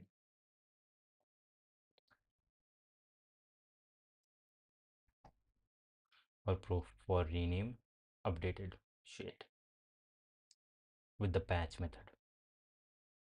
Okay, okay. Elysia isolate. Elysia. Why are they not using S here? Elysia isolates life cycle by default unless explicitly stated as global. Okay, shit. If we were to add as global, our life cycle would also have been used there. It is similar to export in JavaScript, where you need to export the function to make it available outside the module. To export the lifecycle to other instances, you must add specify the scope like this global, and there are just two scopes, local and global. So no, there are multiple, local, global, and scoped. Three levels. Local apply to only the current instance. Global apply to all the instances that apply this current plugin on which we have given this lifecycle, and then apply to parent, current, and descendants. What does that mean? Who are parents in this? It does not make sense. Also, that is quite unique way of reading documentation like a book. Like, uh, shit. That is, I guess, how we read. At least how I read.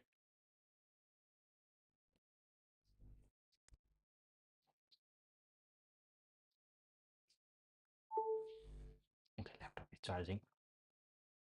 Scope global, local.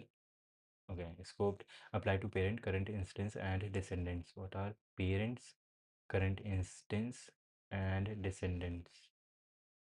Let's review what each scope type does by using the following example. As local, I think we don't even have to apply this as local.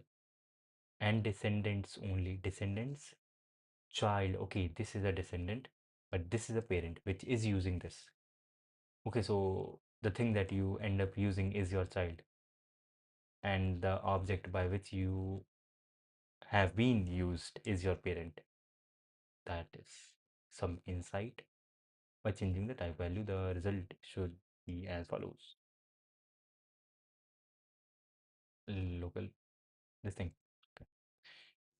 For local, we get to child and current. Like, of course, yes, we get to child and current, but not parent and not me. Scoped for parent and not main. Main, okay, shit. Main is parent's parent, grandfather, godfather, descendants. By default, plugins will apply hook to itself and descendants only. Hook is something else that is given.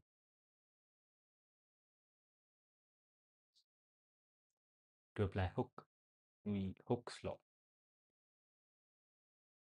To apply hook to globally, we need to specify hook as global.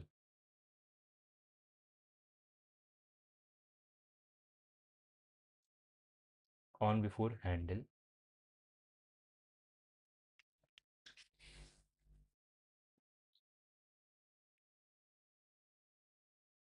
console.log hi get child log hi as scoped. This thing as scoped as global for hooks. On before handle is a hook. Okay. On before handle is a hook.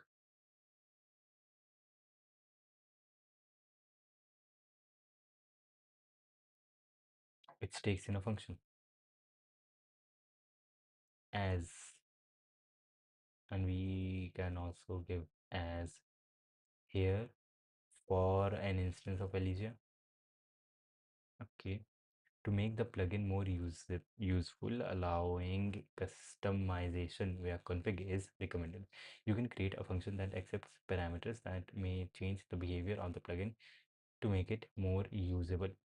Version is just a function which where by default version is 1, and this thing returns a new thing, Elysia/version. Shit, that is cool. That is cool.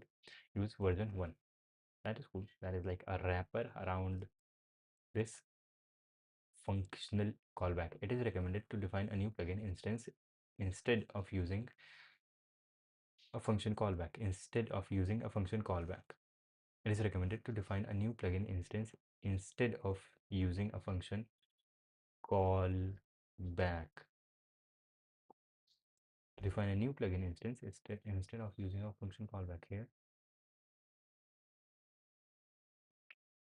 To define a function callback, create a function that accepts Elysia as a parameter.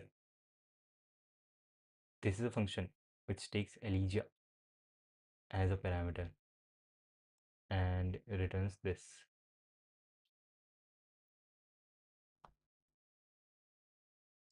And we are saying giving in the function which takes in an instance of the Elysia.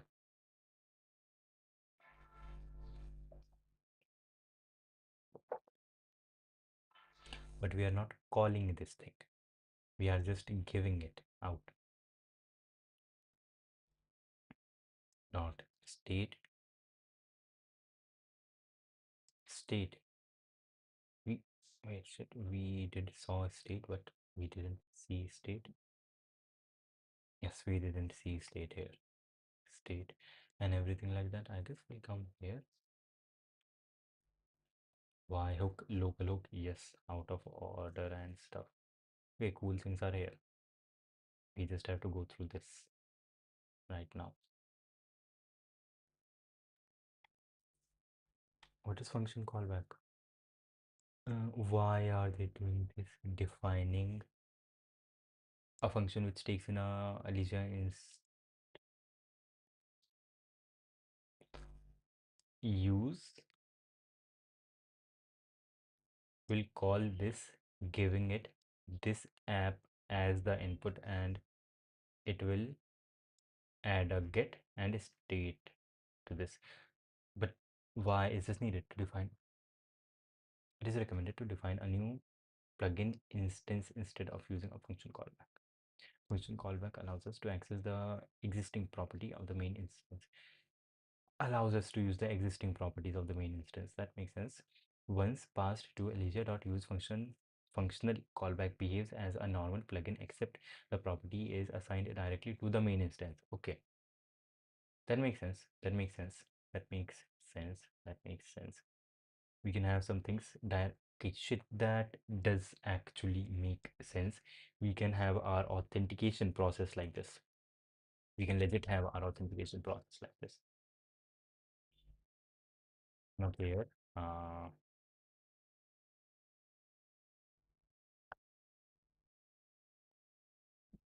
Project shop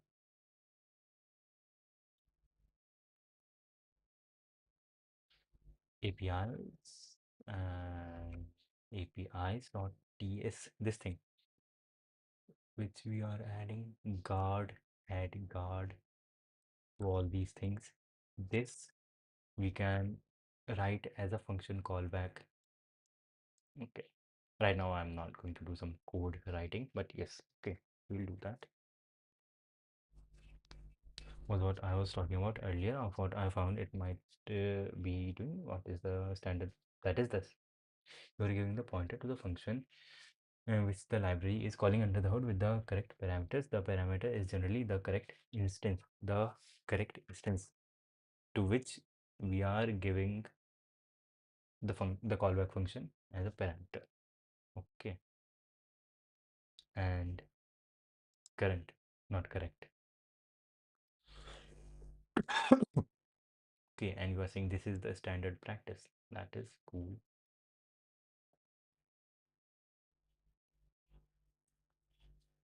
Yeah. Tip: you should not worry about the performance between a function callback and create. Should that was the only thing that I was thinking about because giving in a callback function applies these properties to this thing directly, and if we were to give in a Elysia instance, then they are transferred from the instance to this one.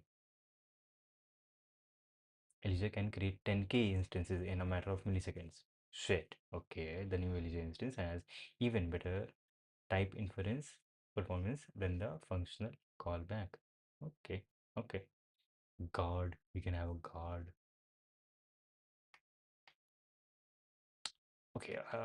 Like, uh, I'm getting tired of reading. Uh, okay, guard. Let's finish this thing. Plugins. Guard allows us to apply hook and schema into multiple routes, hooks and schemas, and again, hooks we have no idea. Whatever they are, they will come from. We will read about them in life cycles, or yeah, I will locally read about them offline because I will be ending the stream after this page. Guard allows us to apply hook and schema into multiple routes at once. Guard, this is some hook or something, and we are applying it to all these things. This also takes a function callback, like we used guard here, and we applied. Wait, what? Use lib uv or you will know what I am saying. You know, like I would not be using like these things. I would have to learn them. Even OpenGL does something like this, where it takes function callbacks for the things like window resizing, any polling event. Okay, that you always get that. Documentation easily when you write the main code. Then after reading, like I like reading documentation like this. I did this with C++. Essentially, I didn't read the documentation, but I read the reference manual, and it was pretty good experience. This code applies validation for body.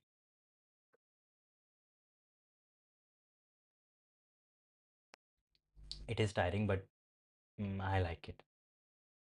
This code applies, and also you can look at this in terms of as if I am training myself, so that at some point I would be able to go through the whole thing and just, yeah, in some time just absorb everything here, and then just go on to my code, and I know what things I would be needing. And I think Primogen also did something similar when he was learning Zig. He went through the whole documentation, maybe once or twice, like in how many, in like maybe not in one sitting, but how many sittings, however many sittings it took. And yeah, it is a cool thing. You can try it. It is cool. Going through the documentation. This code applies validation for body to both sign in and sign up instead of inlining schema one by one. Applies not to this, only to this and this, and not to the slash instance which was applied later on. Yep. Guard. Okay. We can summarize the route validation as following. Has validation, but this one does not has validation. Okay, shit. I think that is this thing. If I understand this, this is cool. This is doing the same thing that Zord is doing. What is T? T is type, I guess. Body. There must be body. No, body. This is being checked for the instance. Instance will have a thing called body, and that body would be an object, and that object would have a username which is going to be a string and a password which is also going to be a string. And we can do this at Elysia level. We can also do this at using Zod. Okay, that is cool. And yep, or yep, this is also doing the same thing. And this third thing, first thing is the place and the route. Second is the handling, the handler, and then comes this thing, hook, I think it is called.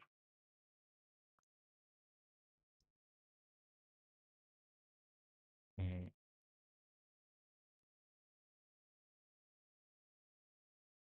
next dot. Let's add dot get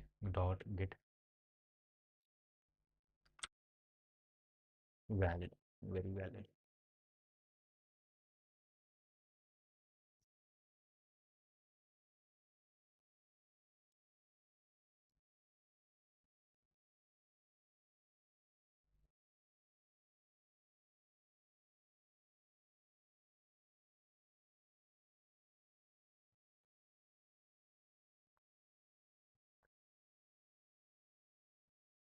Or body.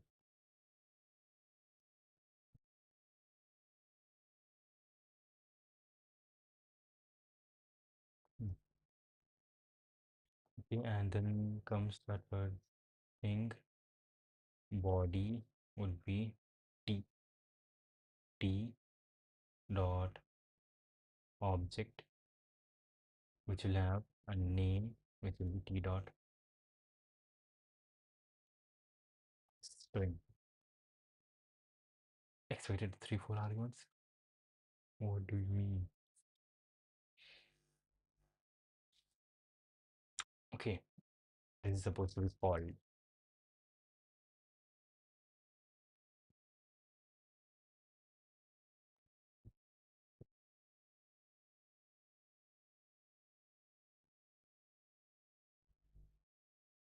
return body dot name.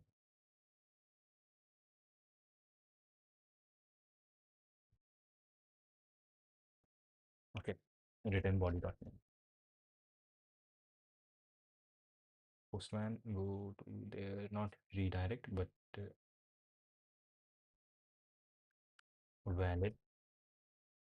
And right now body is empty, so yep, undefined evaluating body dot name. Uh, undefined is not an object. Wait, we got error from this. That is messed up.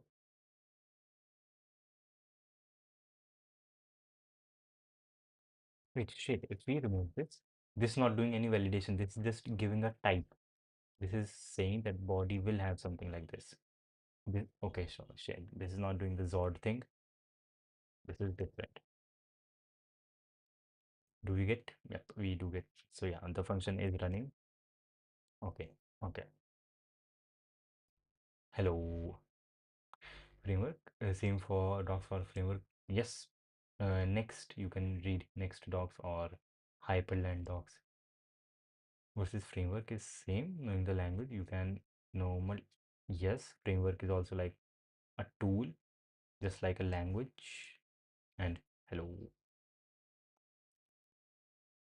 and it tells you what the things of which are offered to you are, like the things at your disposal, and you can just, yeah, use them later on, like this.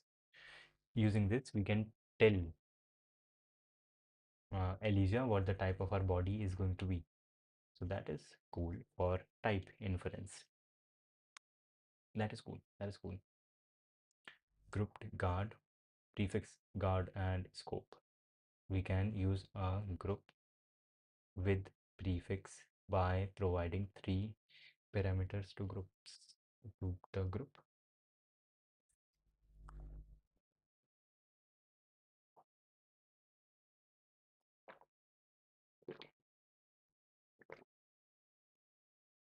The same API as guard with the same API as guard apply to the second parameter instead of nesting group and guard together. Consider the following example. Group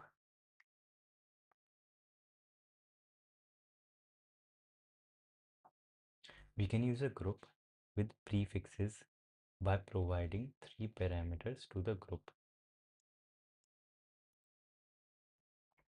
Group this parameter number one, which is a string. Second is decoration store derive resolve.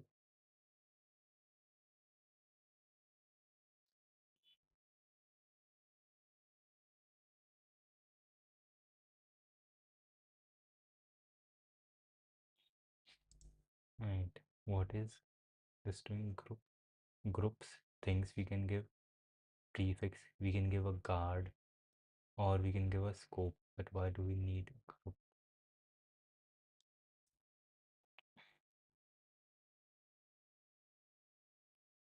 From nested grouped guard, we may merge group and guard together by providing guard scope to second parameter of group. Okay, we have our main object here on which we are later on listening, and we did a group on it. We made a group. v1 maybe is the name of the group, and a callback function, and then another callback function somehow. And in the first callback function we applied a guard to the app, and then in the second one we applied a like a route.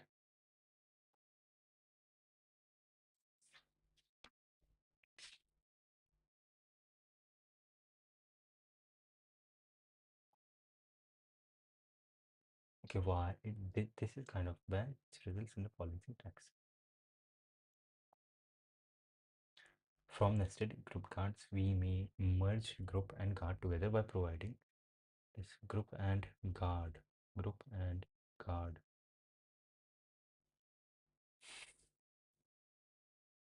Group and guard.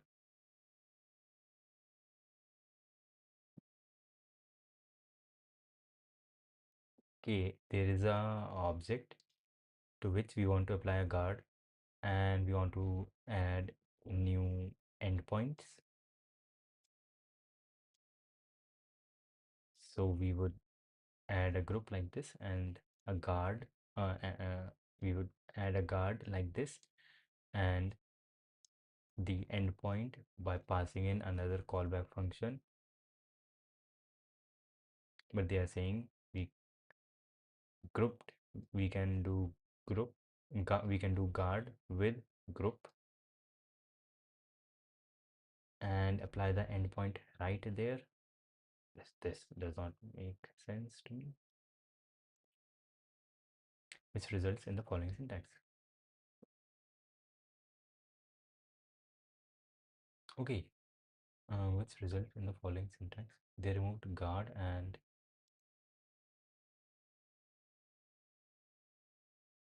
okay, guard is there without writing guard.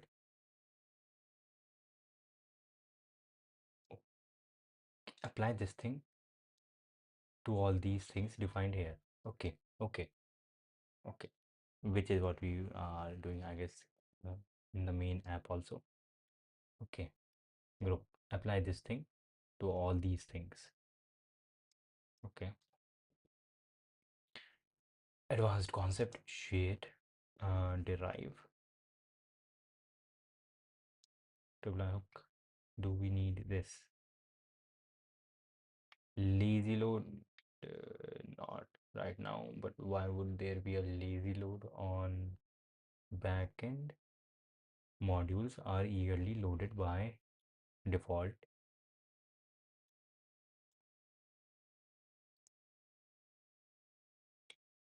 Load static async this function is a asynchronous function which takes in Elysia and like one of the callback functions load files slowly, and then for each file return that file. Asset is the name of the file. File. Wait, what is file? Shit. This file is this file function, but what is this file?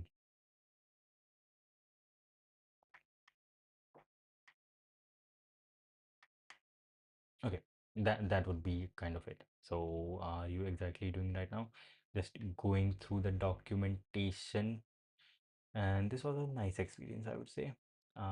We got to know about handlers, about routing, and about plugins, which are just Elysia instances which are being used at different places.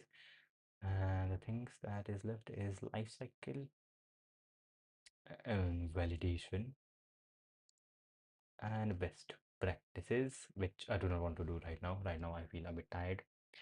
Hello, bro, behave like human, laugh, talk, take it easy, touch some grass, and rest. You are doing great. Be connected with audience. Okay. Thank you. And yep, I am taking it easy right now.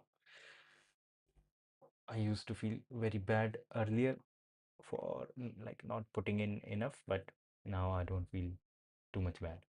So that is cool.